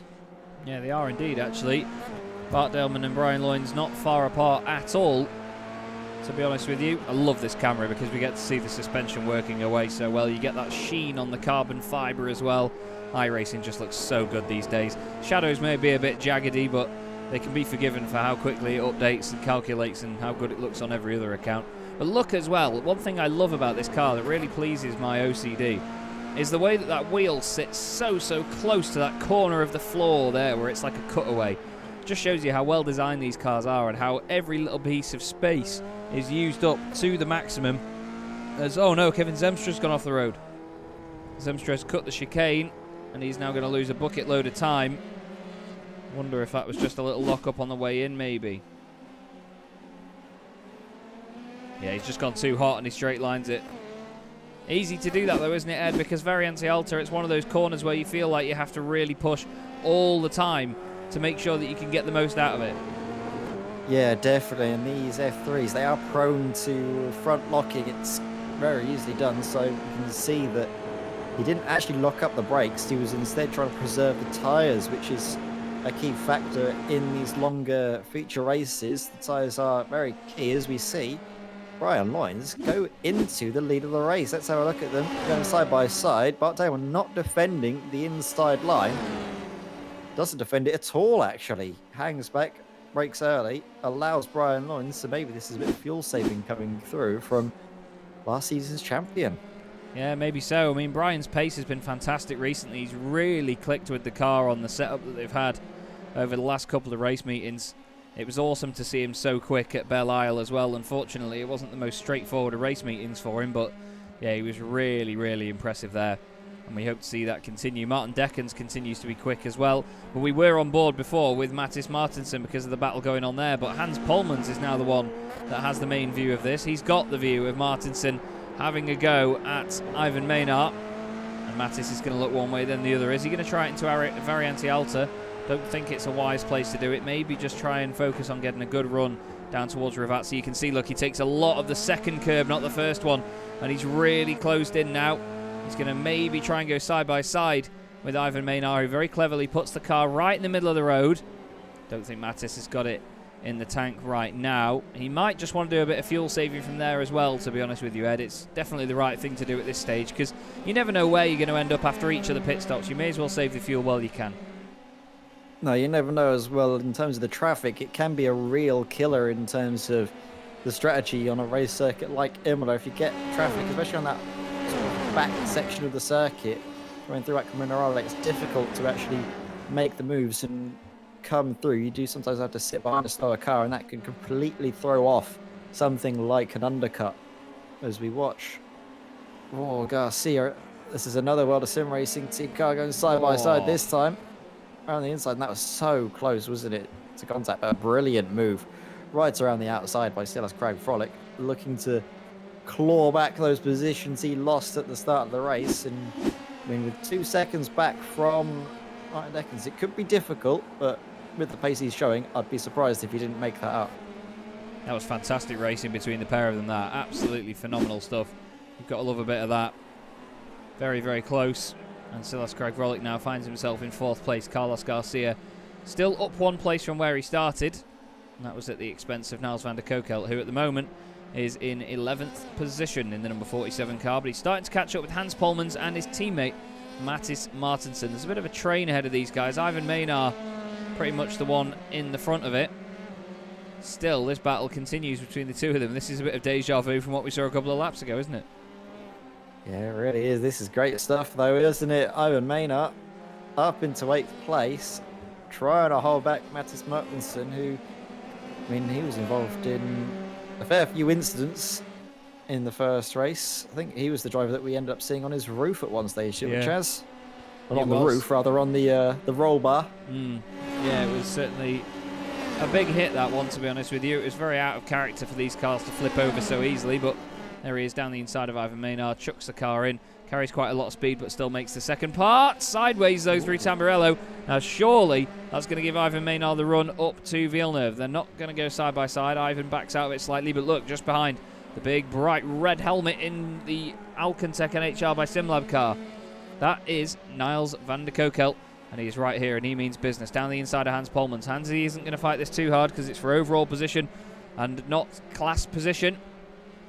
I suppose Hansi does not want to give up anything at all. We know how feisty a racer he is. Niels van der Kokelt goes through, makes his way up into 10th place. After starting in the pit lane, that is good going. Paul Godden has gone off at Tamburello, and that looks like a slightly damaged car to me. Let's have a look at it. Let's have a look. Oh, wow. He doesn't hit anything. I thought he would have been in a wall by how far he went off the circuit, but he wasn't. So he got quite lucky with that one there, didn't he? Yeah, it was a little bit fortunate, but of course those barriers do have a little bit of give to them. I'm watching, though, the progress up through the field, and Craig Frolic has been reeling in those front 3 drivers. And you know he's going to have a word to say with Bart Daleman, only after that first lap incident. I don't think either driver could really necessarily be blamed for, but can still feel aggrieved by it, and Craig Frolic is looking to try and make up for the early disappointment. That's for sure. As Martin Deckens now gets ahead of Bart Daleman. Bart Daleman's falling down the order. Is that a moment? Is that an incident for our championship leader is coming through Tamburello now. He's going to get swarmed by several other cars. And this was a rare mistake. It's all by himself. Yeah, I think that was a hardware issue there for Bart Delman, because as we've discussed before, Ed, when you see a car blinking, it doesn't always mean that it's down to their internet connection dropping or anything like that. Sometimes if there is a hardware lockup on your PC, or maybe your CPU has a bit of a fit, or your graphics card has a problem, your VR dies, your monitor dies, any sort of link to things like that, where it means that all of a sudden, while things are calculating, it doesn't send information to the iRacing server, which, yes, I know is internet related. It means that the car blinks out, and usually when we see people have problems like that and then follow it up with a spin, it means that something at his end has gone wrong. And I think that was quite telling there in the way that it bounced across the curbs, because we know how accurate Bart is. We don't see him doing that, but that has dropped him right down now. That strategy, if he's going to pull one off here, has to be an absolute corker. Yeah, I think if you're Bart Delman in this situation, you might need to try something a little bit unorthodox to get back into the race, of course. There aren't really that many big gaps between drivers up at the top of the field and all the way back down, all within relative slipstream distance. Well, that's really helped out Brian Loynes now with a 2.2 second gap to Martin Deckens, who, let's not forget, is in the consistency class. Doesn't need to fight Brian Loynes at all. It's very good for his first race victory. A race victory that we thought could have been his in the sprint race at Belle Isle, didn't we? He was having a great battle with Bart, but it turned out the strategy just wasn't in his favour. No, and that's it. Sometimes you have to take the risks, don't you? As Wayne Palmer takes one too many risks, goes straight on at Tamburello, but does recover. I'm just going to have a quick look at the track map to see just about where everybody is. Brian Loynes is out in front at the moment, highlighted with the yellow ring just in the middle of the track, but you can see a number of the consistency class drivers, the ones that aren't in the pack, have actually dropped away quite a bit. Wayne Palmer is just down at Tosa at the moment. Then 14th and 15th, Khan Newen and Adam Ossioala, the two teammates at XZ Racing Orange, are quite close together as well. Closest two cars on the track, though, are Bart Delman and Ivan Maynard for 9th and 10th place. And right now, I think the drivers are getting into a bit of a rhythm where they are going to try and properly fuel save where they can here. But then a number of others are going to get pitting soon, I think. We've only lost one driver so far, and that is Iker Estefania. Philip Russell, great to see, is actually out there in the Go for the Gap racing car. And here we go. Pit party has begun. There we see Brian Loynes into the pits, as with Martin Deckens, Craig Frolic, Garcia, Alvarez, Zimstra, Martinson, Van der Kerkelt, Maynard, Daleman, Polmans, Hoffman. Everybody's in. Everybody is in. Literally everybody. Oh, it's a pit party and everyone's invited. They are indeed, mate. They certainly are. Big old pit party. Oh, Palmer's going to stay out. He's going to lead a lap. Come on, Palmer. Now, where's he going to be in relation to these boys? Because already out is Brian Loynes. Wow. And Silas is second. That could upset the rhythm, because there goes through Wayne Palmer now. He's yet to pit, but that could slow down Craig Frolic in his charge up through the field. It could indeed, yeah. Back up with Brian Loynes at the very least. Here we come into Villeneuve. Is he going to get past Wayne Palmer? He's looking down the inside. Whoa. I mean, he's not got enough of an overlap. Wayne doesn't have to concede the position. This is on track fighting. There's no blue flags to worry about. Oh, he's chucked it up the inside. Gets it done. He had to get it done sooner rather than later, because that gap was only going to increase between Loynes and Craig Frolic. Here we go. This is... Sorry, I've just seen that Anton Dupin said there was that many cars coming into the pit lane. He thought it was red flagged. Wasn't wrong. Tim Rutten's just had a moment of Villeneuve, as we all have done at once in our life. Wow. Well, it certainly keeps the races busy, doesn't it, these pit stops, and that's why we love them. We're only on lap 11 out of 26, so we're not even halfway through yet. I'm excited to see what happens in the latter stages of this.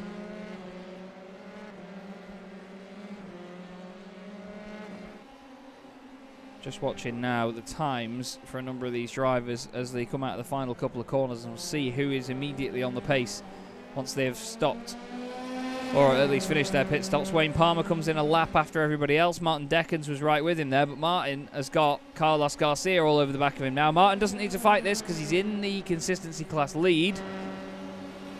To be honest with you, Ed, I think he should just let him go right now. There's nothing to worry about, and he does just that. Wise stuff. Very, very smart racing by Martin Deckens. It's going to be gutting to miss out on a podium place, but he's still going to have the consistency class very tightly in his grasp because the next closest car is down in 12th place on the road, and that's Hans Polman's, his teammate. So for now, it's all working wonders for Flemish Sim Sports. And then back from Polman's, you've got Tim Rutten, who is a good 15 seconds back. So it looks to me that these two Flemish drivers have got first and second nailed down in the consistency class. But you can see there, brilliant stuff, Chaz, the difference on the road between them all. Yeah, that's the top 4 consistency class drivers right there. But consider that 12th, 13th and 14th, they are just those 3 positions. But Martin Deckens is 4th. So when we take all of that out and show you where the precision drivers are, boom. It's literally, you've got Martin Deckens in the middle, and then Hans Polman's is the tail of the snake at the moment, just clinging on to the back of it. But right now, Brian Loynes is doing a mega job out in the front of this one. He's been great in this series as Brian, but he's one of those other drivers. I mean, the SimStickers boys have never had any luck, to be honest with you. I've never seen these guys just have a straightforward race meeting, but Brian Loynes, he's been so quick this season. The start of it has been fantastic. I'm afraid, though, that we have to go back and see what has just happened to Adam Osceola. That's that what would have happened. been very scary for Taylor Lane there. Just to see a car lose traction at the rear end as Bart Daleman, he's got the fire in his belly. He's up into P9. He's set the fastest lap of the race thus far. He'll need to put in plenty more laps like that to catch up to the train up ahead, but then he's got some battles on his hand. We know Bart Daleman loves a fight, but it's going to be really disappointing that he had that issue. Looked like you mentioned, Chaz, a hardware failure for Bart Daleman as he was coming through Tamburello. The worst part to have anything of that realm, be it system stutter, can have issues where it just sort of locks up for any reason. Mid through a corner, it's absolutely horrible to have happen to you. Very rare that we see incidents like that happening to Bart Daleman. Usually very consistent as, there's one XZ Racing car having an incident, and then there's the next one having an incident on the next lap. Car new and in the walls on the exit of Villeneuve. Let's have a look. Is it just over rotation? Yeah, just a little bit. Very tricky because that sort of left-hand rear suspension is the only one up on the curb. The difference in grip is very noticeable if it's just one wheel compared to the others, and then loops it round. So difficult to try and recover in that situation.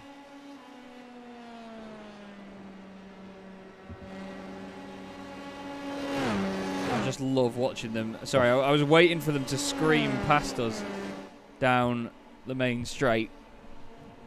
And yeah, Bart said his VR froze for 2 seconds, and that's what made him catch the sausage curve. Thank you very much, Jakob, for the insider info. Absolutely heartbreaking because it's not anything that Bart Daleman's done wrong. It's his equipment that's let him down, but you get equipment failures in the real world of motorsport, and we say it every time it happens, don't we, Chaz? But it does model it, I guess, in the sim racing world, that you've got many different things that can go wrong. Your shifters can stop working, your pedals can stop working. So many things can happen. You can have sort of a screen complete blackout, your PC can turn off, you can have a power cut, your internet could vanish. All of these things are essentially the sim racing world's equivalent of, an engine blowout or gearbox issues, brake failures, all of those things that plague drivers in the real world can have some sort of parallel in the virtual. Yeah, that's it. And we have the drivers that understand that, and then other drivers really do feel hard done by. But a lot of the time, things like that can be down to luck. You do get people that have more. You do have people that have more issues than others. That just just happens. That's just part of life, I guess. But at least we have that sort of replicated in the sim, and then it's not down to the sim who has a failure and when, because I think that's when it would really sort of bring on the hardships for a number of drivers.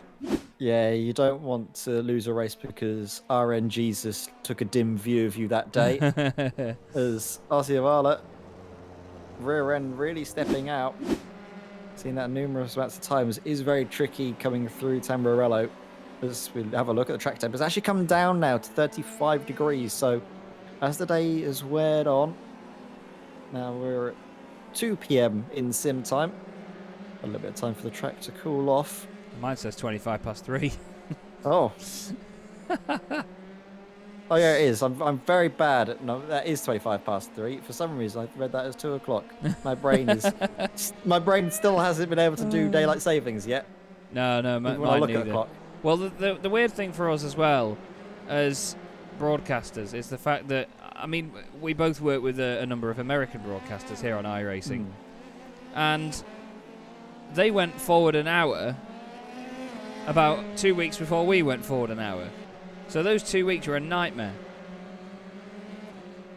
Really, where it is, you know, all the time your schedules can get fiddled about with. It's always good to try and basically look at your calendar and try and mark in, right, we're having daylight savings, when is everyone else doing it? But sometimes it's easy just for that to slip your mind, and then you don't realise it until it's become an issue, and then you're on full-on panic mode. Oh yeah, definitely. It's one of those moments where you just think, oh no, I'm going to lose my job, but it's all right. It's all right in the end. That's all right, because you're self-employed, so it's all fine. All fun and dandy. That's one of the upsides of this business. I'm the boss. I can't tell myself off. Oh, you love it. I can get away with anything. Oh, I don't know. Well, not everything. Oh, there's been an off, and it's 2 teammates. Alcantech cars are off, and one of them is in the wall, and it is Niles van der Kokelt. Oh, no. They interrupt me and Ed getting all sentimental and showing off about the fact that I'm self-employed to have an accident. Now, interestingly, they weren't together when they went into Tamburello. Mattis Martinson was with the 18 machine as... no. That's on Niles, that, I'm afraid. That was very like impatient.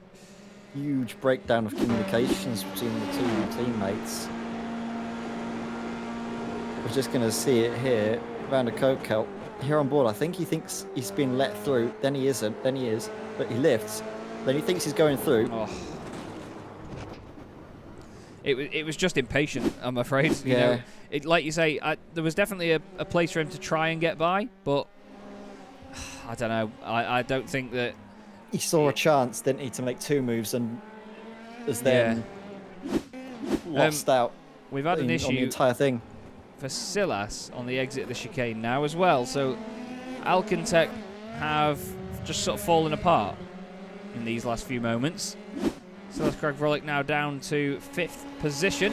Mattis Martinson in the pits, I imagine, with some sort of damage. This race should be able to get to the end of the race from now. Around about 12 laps, I think we saw drivers making on their pit stops. Another moment for Adam Ossioala. He's having a really, really tough time with this car. The hot track temperature certainly not helping. Martin Deckens continues to lead consistency, though, Ed. Out of everything that's been going on, he's been a real control element to this. Really has us up in front. I mean, Brian Loynes, he's been extending his advantage corner by corner, lap after lap. This is going to be a brilliant race if he can hold it all together for the SimStickers racing driver. But like you mentioned, Martin Deckens, he's let the drivers overtake him, but he hasn't let them get away from him. He's still definitely in with the fight of potentially taking an overall podium, which we've seen, you know, drivers fight for in the past in the consistency class. So I want to figure out maybe if we're going to be seeing Martin Deckens after this, maybe he's going to get promotion into the precision class. You never know. He's been putting on great performances so far this season. I'll be very surprised if he's going to be sticking that at least maybe in time for next season, almost certainly. Oh yeah, for sure. Definitely. It's just, you know, drivers with this sort of car as well, you know, you do see drivers develop in how they perform with certain cars. As Silas Kragvrolic comes into the pits, Bart Daleman comes in also. as we look at Carlos Garcia side by side with Kevin Zemstra for second place. Down into Tamburello once more for the 18th time of asking. And very, very tidy stuff from these guys. And I think, again, something else that we see quite often, Ed, is over the course of a season, drivers get more and more acquainted with each other, don't they? They get more comfortable racing around one another. Much like you lot in Formula 1. You're still crashing into each other a lot, but it's all right. I'm good. I don't think I've hit anyone. I had a little bit of wheel banging with people in Phillip Island, but other than that, I've been well behaved. I've been nice enough. Maybe that'll change as the season goes on and you develop a few little rivalries, don't you? But yeah, like you mentioned, in these sort of league races, it's why I love racing leagues more than anything else. I mean, looking back at, just a few days ago in the GT4s, the SRM stuff, I've been having a real good fun battling with likes of Povey and Mark Baxter Jones, drivers that I didn't know how they would race. I'd never really heard of them much before, but battling with them, you do learn how they race, what sort of corners, I guess, suit their driving style and what they like on the tyres, what they tend to do in pit stops, if they like to go for an undercut more, or if they tend to run the fuel as long as they can. All these different things, you can build a picture almost of who you're racing with, like you would in the real world, which is why I love sort of these league events over the, I guess, the what they call the iRacing officials, where you just jump in and put with any Tom, Dick and Harry. Here you're with the same sort of drivers that you're used to, and you can race them accordingly. You can indeed, and racing accordingly right now is what Bart Delman and Silas Kragvrolic are doing. These two have been racing each other long enough to know exactly what the score is. They're the two highest placed drivers out of those that have stopped so far as well, as you can see on the left-hand side of your screen. One stop completed by pretty much everybody in the top 10 except this pair, but now the battling begins. Now the shenanigans are kicking off. Bart Delman moves to the right-hand side. Taylor Lane and Wayne Palmer both make their way into the pits. They're both in the consistency class battle for the final podium spot. But look at this by Bart Delman. Tries to go around the outside. Oh, he's turned in on him. He's turned in on Silas Kragvrolic. There's unnecessary contact with the two. Mattis Martinson picks up the pieces. Oh, and Silas having another tough day. Broken. Yeah, he's decided to chuck it in. Oh, that's such a shame. It didn't need to happen, but I felt like Bart turned in a bit too early there, expecting Silas to back out of that one. It's just like that one all over again. The two of them coming to blows, and that could have ended both of their races. We'll have a look now into turn one. Yeah. It was a bit of an early entrance to the corner, wasn't it, by Bart, I'm afraid. And yeah, look, he's out of the race as well. He's sat there in the pits. Dear, oh dear. And that is essentially the championship leader out in both races. I mean, he's still got some points in the sprint race, but here he could be getting a big fat goose egg, could Bart Delman, and that's going to really hurt his title championship chances. While Kevin Zemstra came into this second place in the championship, some 43 points back. We might be seeing a new championship leader come the end of this race, because Kevin is all the way up into second place now. Yeah, Kevin's flying. He's having a great race. He's having a great evening, considering. Certainly looks like a lot of fun. But these cars around here, they definitely are a challenge. I mean, you guys were saying how much the Pro Mazda and the Formula 1 cars were a challenge here. These Formula 3 cars are so fast. I think everybody underestimates how fast Formula 3 cars are. You know, they have so much poke about them. They are great fun. I mean, look at this up here as we go through Piratella. 180 kilometers an hour through there. Just a lift on the way in. And then down through Aqua Minerale. 210 at least as you get to the first apex. 130 Ks on the second apex. And then already by the time you're halfway up the hill, you're doing 160 again. They are ridiculously fast. Great fun to watch. Martin Deckens is having fun, isn't he? He's right behind Carlos Garcia, putting pressure on for an overall podium spot. But he leads consistency. Hans Polmans is second in that class at the moment. He is currently 13.2 seconds off that lead. But speaking of lead, Brian Loynes 6.4 seconds ahead of Kevin Zemstra, and in for his second pit stop, Ed. He's leading the way once again. Really? Oh, this is it. The final stop for Brian Loynes. Final stop for all of these drivers now coming into the pits. The pit party part 2 has begun, as Mattis Martinson really not agreeing with the F3 around this circuit. We've had some great performances from him in other rounds of the season, but just here at Imola, it doesn't seem to be working out for him. Brian Loynes gets up and running. So does Zemstra. Hoffman carries on a further lap, which could help him out in gaining a few positions with a slower, or rather quicker, time in the pits.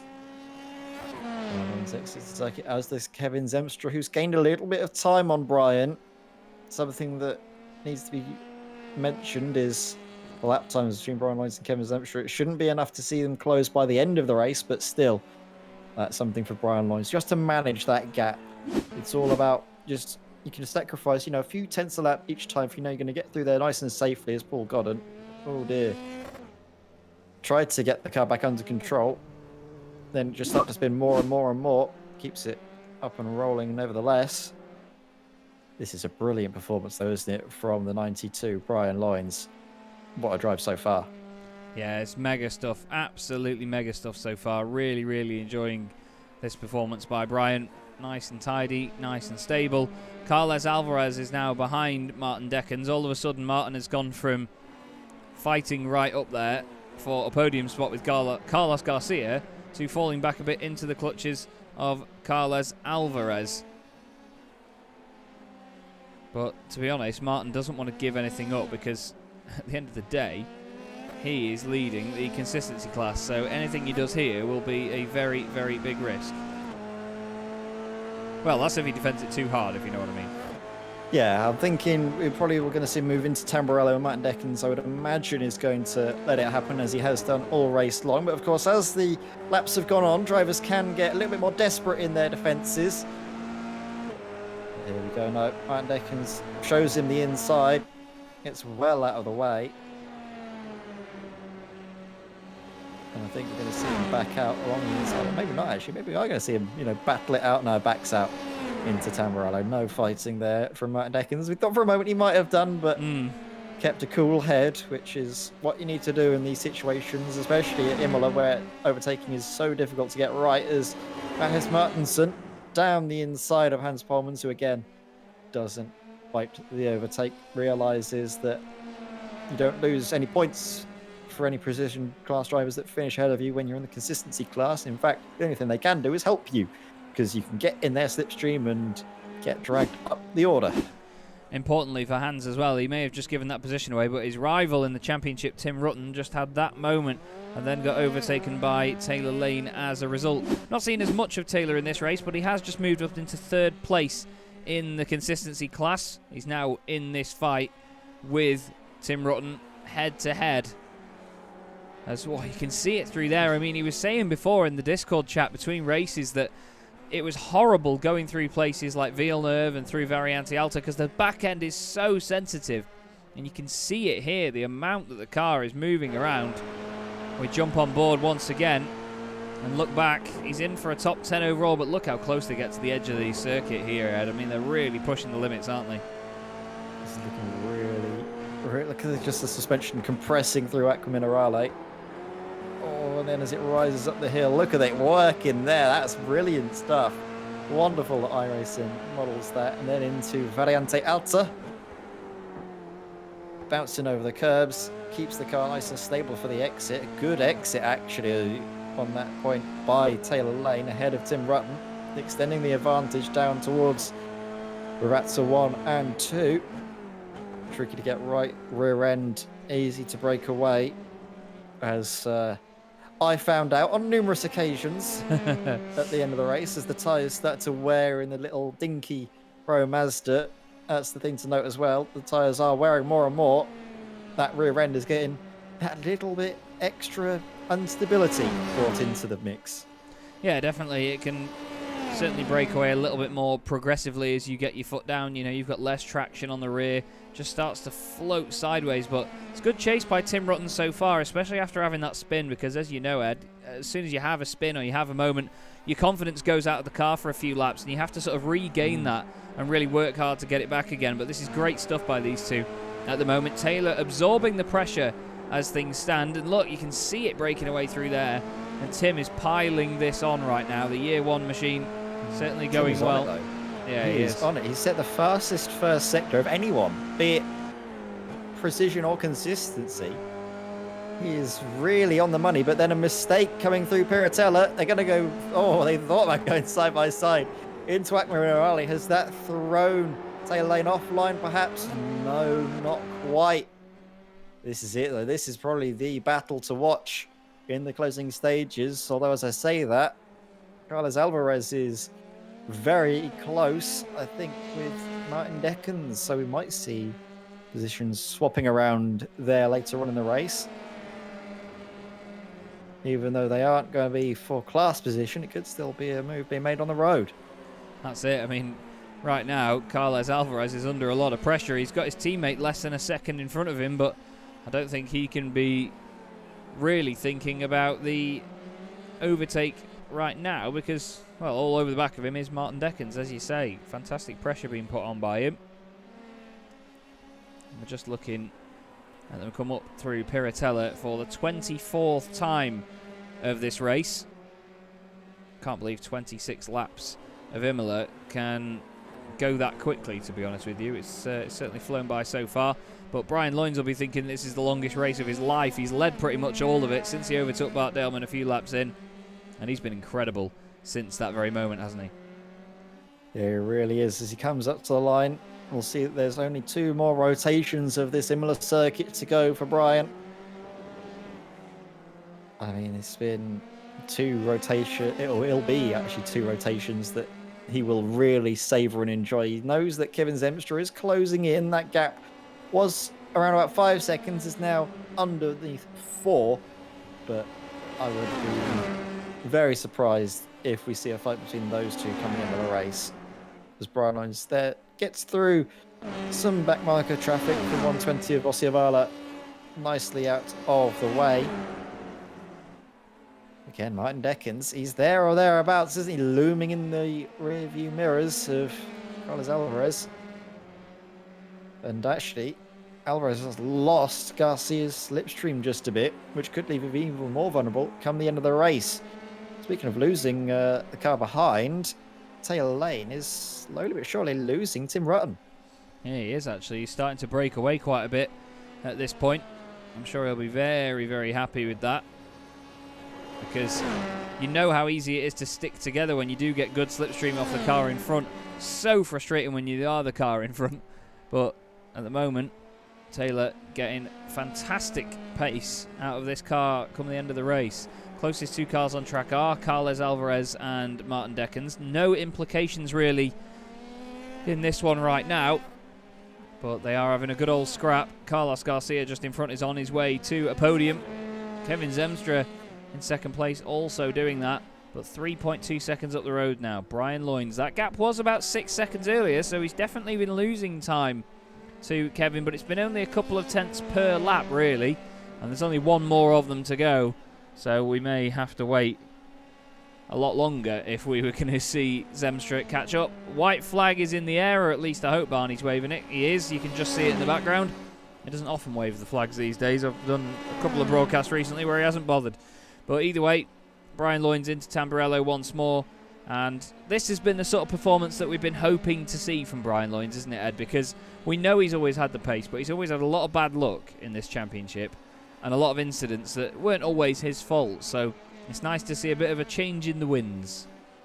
Yeah, definitely. I mean, that sprint race at Belle Isle where Brian Loynes, he was absolutely on it. He was leading pretty much every single lap. But then at the end, he came in for the pit stop where the only driver that didn't, the only driver that was saving fuel was Bart Daleman, who came through to snatch it right at the end. Disappointing for Brian Loynes, but he's going to turn that heartbreak from rounds prior into elation here in Imola to take his first win of the NEVO SimStickers F3 Championship. But hang on a minute, we could be seeing a battle here between a consistency class driver and a precision class driver.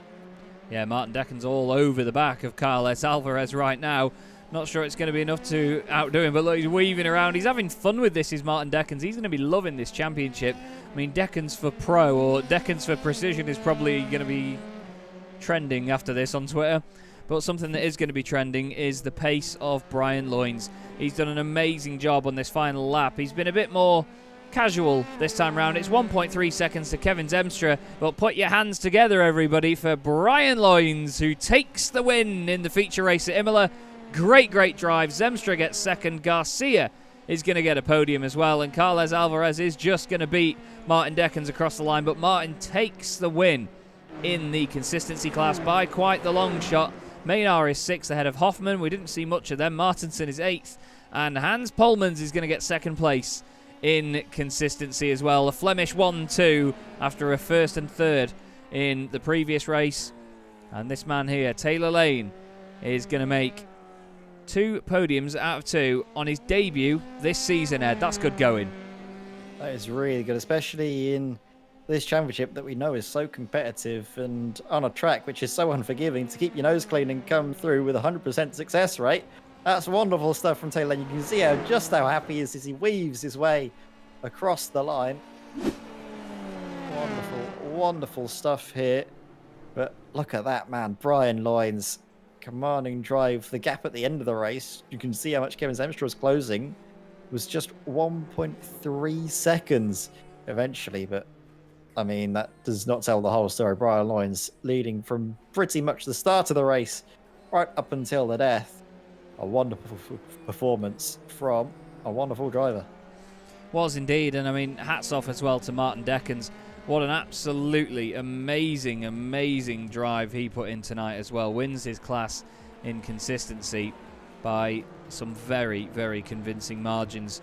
I mean, qualifying performances as well have been fantastic from him. So he has done an amazing job. His teammate Hans Polmans has another message for us on the rear wing of that car, but I still haven't been able to catch what it is, unfortunately. But he does have something written under there. It says, "Stop the war in Ukraine," I believe. He does always have these sort of messages under the back of the car. And it's nice to see his sentimental thoughts there about the conflict that is going on in Ukraine. And we do obviously hope that it stops in as kind a way as possible, and obviously as soon as possible. But we do have some results, Ed, and, well, while the drivers make their way back in, we'll have a look through them, shall we not? Because that was another absolute belter. But Brian Loynes ends up winning by 1.3 seconds over the very quick Kevin Zemstra. Carlos Garcia and Carles Alvarez have been absolutely inseparable tonight. They finished 3rd and 4th for WOSR. Martin Deckens wins the consistency class, 5th overall. Fantastic drive. Ivan Maynard and Ben Hoffman and Mattis Martinson finished 6th, 7th and 8th, like I said a moment ago. Quite quiet races from those guys. Hans Polmans finishes 9th with Taylor Lane rounding out the top 10. He's had a great first night back in the championship. Tim Rutten is 11th ahead of Wayne Palmer, with Khan Newen the last car on the lead lap. Paul Godden was 1 lap down with Adam Ossioala. Philip Russell 2 laps down, and then our retirements. Bart Daleman and Silas Craig Vrolic in the big contact into turn 1. Niels van der Kokelt, Jakub Szymanski and Iker Estefania did not finish the race. Excuse you, loud pit lane siren thingy. Well, it's just about time we grab some drivers for interviews, Ed. It's our favourite part of the night, really, because we love speaking to these guys and seeing what they thought of the races. And to be honest, I always try and interview Taylor whenever I get chance, because we always have a really good laugh in our interviews. But it's always nice to see when he's actually had a good night at the races, because he doesn't often have them, really. He has so much bad luck. Either way, I'm sure he'll agree. Taylor, welcome to the booth, mate. That looked like a hell of a lot of fun out there tonight. Ed was just saying how much it looked like it meant to you as you crossed the line, weaving the car. How are you? I'm good, thanks. So, hope you're all well, both of you. Yeah, that race was tough. I ended up losing my front wing, I think, on the first lap. Someone moved across in front of me and braked really early. I had no time to react and went straight over the rear wheels, which is why I had to put on the first lap. And then it was just balls to the wall for the rest of the way. Well, that's the thing. I mean, in these cars, sometimes you have to be really aggressive with them to make them work. And I think the drivers that can dance it on the edge are the ones that are quick. Did you feel like that was a real sort of element to your race tonight, or did you still try and play it a bit cautious? The caution was thrown to the wind very early in that race, but the car was dancing when. So you can't have this car dancing to be quick. You have to keep it in line. As soon as it starts dancing, you're just bleeding time away, left, right, and centre. But with the car behaving the way it was, you could see it on the stream. It was sketchy in some of them turns. Well, I was going to say, we're catching the moment in slow motion right now where you went off at the very first corner of the race and it was completely sideways, but you managed to hold it. Is the car easy to save, would you say, when it does break away? Do you have the little moments where you can just catch it? Oh, since the update, you can even feel there's slip angle in the tyres now, so you can get it all crossed up, and 9 times out of 10 you can still save it now. Whereas before, as soon as you got a little bit of slip into the tyres, it would have looped itself, especially at this track where it's usually quite hot. Yeah, well, I mean, it was very, very hot tonight out there. 35 degrees, I think even 37 degrees. Ed and I saw at some point. Yeah, it certainly was.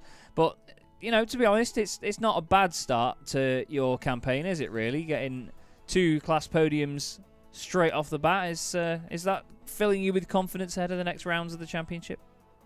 Yes, it is. I've got to make the most of every race I can participate in because I'm working nights now. Okay. It all depends if my rest days fall on race day. So this is the first one that I know I can do. Hopefully there should be another one before the end of the season. But I'm just here to have a little bit of fun. Well, that's always good, mate. And that's the thing. You need to inject the fun into sim racing sometimes and remember why we all do it. Donington Park's next up. If you can make that one, would that be one that you'd prefer to be at, or is Donington a bit of a thorn in your side? I've never actually been very quick at Donington. It seems to take another level of bravery that I can't seem to figure out. So I'm usually like half a second off the pace there, but I'm usually there picking up places whenever people are doing their crashes and everything. So that's usually where I make up my positions. Yeah, you and me both, mate. I never gain a position on merit. Either way, Taylor, a fantastic first night in the championship, mate. Is there anyone you'd like to give a thanks to while we've got you? I'd like to give a big shout out to Bart. He, of course, has taken over what was Simracersworld and a great set of leagues, and is pushing it forward in this new form. You guys for doing such a great broadcast as always. Thank you. You don't get enough credit for it, Chaz. I get too much these days. Yeah, you guys did a brilliant stream. I had it on in the background whilst I was racing. It entertained me. You madman.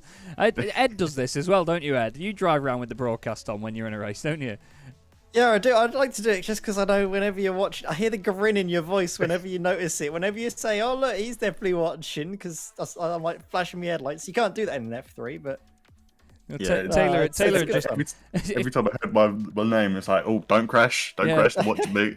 That's it. I think if you could do anything with these cars to sort of show that you're listening, Taylor would probably just stick his finger up out the side of the cockpit or something. But Yeah. either way, fantastic. Oh, sorry, go on. I was like, for that. Yeah, well, yeah, every time you come past the camera, whee! Anyway, fantastic to speak to you as always, Taylor. Well done tonight, mate. Great to see you back, and we look forward to having you again. Yeah, thank you. See you soon. Cheers. Brilliant, brilliant lad is Taylor Lane. He's always a good laugh, and he's always up for some fun in racing cars. Somebody else that's had a lot of fun in racing cars tonight is our eventual race winner, Brian Loynes, who joins us in the box. Brian, you must be beaming after that one, mate. That was fantastic pace. Absolutely. No other word for it, really. Well, that was a very, very strong reaction, and we love that. We love that because, you know what? I'm going to say this here live on air because I've worked on a few Porsche Esports Super Cup broadcasts, the Porsche Tag Heuer Esports Super Cup with iRacing, and I hate the fact that the drivers, yes, they're at the top of their game, and it may not be perfect for them to win a race because they might be thinking about the championship, but I can't stand it when drivers just don't get excited when they win a race. You know, Sanchez was amazing a few weeks ago, but they all look dead miserable. It's nice to hear that genuine emotion. It makes a difference, though, doesn't it? Oh, for sure. I mean, you put the practice in, and it's hard work. You know, you have to sit and grind away and learn the track and work out about tyres and things. And when it all finally pays off and the dots connect and you can score a victory, yeah, absolutely, it's all worthwhile. And were you expecting that tonight at Imola? Because I know it's a big, big, tricky circuit, this one. A lot of drivers really hate coming here in cars like this because of the curbs. It's a bit tricky. All through the practice sessions, it's a bit hard to gauge where your pace is because off tracks are so easy to pick up around here. It's hard to really gauge where you were, and then it was only until qualifying really started where you can really see everybody's pace. And it looked like I was in a good place. I think P4 on the grid. I didn't expect to be that high. I think I would have been slightly further back. And then Niels didn't take to the grid. I'm not too sure what happened there, and obviously he joined from the pit lanes. I saw him on the old scoreboard, but yeah, everyone eventually Bart and I can't remember who was on P3 on the grid or P2 on the grid had a moment. So Bart and I went away, and then I was in Discord with Bart, and his VR kind of had a moment. So that's why he ended up having a bit of an accident and falling back. So it kind of left me to get on with my own devices, which was quite nice. And you can run your own race when you're on your own. You haven't got to worry about other people. You just crack on and get your head down, I was thankful for that. Yeah, that's the thing. I mean, some drivers prefer that when they can crack on and just be the lead car, but I mean, other drivers prefer to follow. So is that your jam then, to be sort of left alone to just get on with it? I think I prefer just to be on my own. You haven't got to worry about looking at like if anyone's catching from behind or looking in front. You just kind of get on with it. Yeah. I think that's probably come from the recent endurance races with Sebring and that have just been recent where you're on your own, you're doing your own run racing. So I think that's probably where I've got that mentality from over the last few weeks. Well, yeah, it makes sense, to be fair. I mean, it's certainly the time when you really do want to crack on and do the job, but you certainly did the job tonight, Brian. Next up's Donington Park. Is that a circuit you're looking forward to racing at? I think it's going to be tricky. I think we're running the layout that doesn't have the hairpin, so it's going to be pretty difficult to overtake. I think maybe the chicane, maybe turn one, but even then that's going to be a lot of bravery and a lot of cooperation from both drivers. So I think it's going to be tricky. So I think qualifying is going to be vital for there. Well, I think that's going to be one of the best bits of the night, to be honest, especially for that second race. It's certainly going to be exciting. It will indeed, mate. But very well done tonight, Brian. That was a mega performance, mate. Is there anyone you'd like to give a shout out to while we've got you on the broadcast? You guys for putting up with the broadcasting and enjoying it all the way, or watching the VODs back. It's great fun. So absolutely, you guys. Thank you. For sure. Nevo and what Bart's doing behind the scenes. I know he's working mega hard with the website and organising other league events for Nevo. And a huge thank you to Paul Godden, who runs Sim Stickers and obviously sponsors this championship. And a big shout out to him. And come and get some stickers. Cracking stuff, mate. Well, good to speak to you as ever, mate. Thank you very much and well done on the win. We'll see you soon. Thank you very much. Cheers. Right then, Ed, we have just enough time for one more interview before we have to go. There are two drivers in there. Both of them are Dutch. Which one would you like us to have a word with? That's a tricky one. I think we spoke to the one at the top last time. Yeah, so should we have a word with Tim then? Because he was involved with a good fight with Taylor Lane in those closing stages. He was indeed. I think, Chaz, you can have a word with him now. Yes, indeed. Tim Rutten joins us in the box. Tim, you certainly had a lot of battles in that race. You must have enjoyed the racing tonight. Looked like fun. I may have had a lot of overtaking to do on track, but at the same time I had so much issues with the tires this night. I was struggling a lot. Yeah, I actually dare to admit. Well, we saw that that the temperatures were really high. Ed mentioned it was 37 degrees at one point on track, and that must have been an absolute nightmare at points because, as we all know, the tyres in iRacing can overheat very quickly from one little mistake, can't they? Yeah, they really can, and it's a little bit annoying. They're a lot more sensitive now than they were last season, but at the same time, it does give a bit of a nice challenge. Going into the night, I really wasn't too comfortable driving the car at all. I was actually more comfortable driving another race at Belle Isle at this point. Well, I mean, some people really like Belle Isle because at least you know where the walls are, you know where the edge of the circuit is then, but either way, it certainly looked like a tricky one, but potentially a fun one with some of the battles you had. What are the situations in terms of the championship for you? Who are you eyeing up to have as sort of rivals around you? Yeah, last season it definitely was Hans Polmans and Ben Hoffman, which I really had a big rivalry with. But this season I feel like I have to beat both Flemish cars this point. So they're going to be the main championship contenders, and possibly Taylor Lane as well if he's going to continue for the rest of the season. Yeah, Taylor's he was telling us that he started working nights, so I don't think he's going to be around for many rounds. So fortunately for your championship, he might not be around that much. But well, fortunately or unfortunately, I see it as one less rival, but at the same time, that's a little bit less fun. Yeah, a bit less excitement. Yeah, fair point. Fair point. It is always good having someone to race like that. But we go to Donington Park in a couple of weeks' time. Is that a circuit that you enjoy in these cars? Hopefully the car will still feel really nicely about Donington. In the past I've really enjoyed Donington, especially on the long circuit, but this time we have the short track, I believe. Mm-hmm. Yeah, the national layout with the chicane. It's, I mean, Brian Loynes was just saying then how it's going to be difficult to overtake there. Do you agree that it's going to be a bit of a problem? Oh, certainly. I mean, like the international layout has a little bit more challenges. The big hairpin at the end of the track, on the end of the lap, which really gives the best opportunities for overtakes on the entire track, really, if you ask me. Well, it's going to be interesting to see it either way, mate. We look forward to seeing how you get on. Is there anybody that you want to give a quick thanks to while we've got you? Yeah, obviously thanks to Paul Gordon and Bart for organizing everything throughout the series. It's been a blast, as always. It certainly has, mate. Certainly has. Well, we look forward to seeing you soon, Tim. Well done tonight, mate, and have a good one. Yeah, you as well. Cheers. Well, there we go then, Ed. Another race, another evening, all complete here on Chaz Draycott Media in the Sim Stickers Formula 3 series. It was certainly a lot of fun, wasn't it, mate?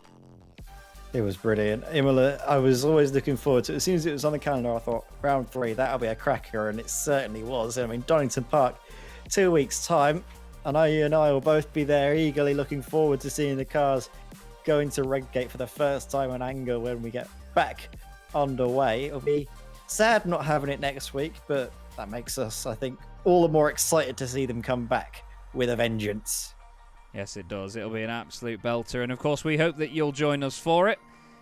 But for now, thank you very much for watching, everybody. This has been round 3 of the NEVO Sim Stickers Formula 3 Championship. Chaz Draycott and Ed May. Brian Loynes takes a phenomenal win. Martin Deckens shows everybody in consistency exactly how it's done. For now, though, everyone, enjoy the rest of your evening, and we will see you again very, very soon. Good night. Opportunistic, still rubbing panels as they go together. It's folded the wing mirror in on Gerardo's car. Misano is such a difficult circuit for these guys to get right. There's a lot of start-stop sections around the back. It's a very, very quick section as well. It's a fantastic start from the 23. They're 4 wide there by the look of it.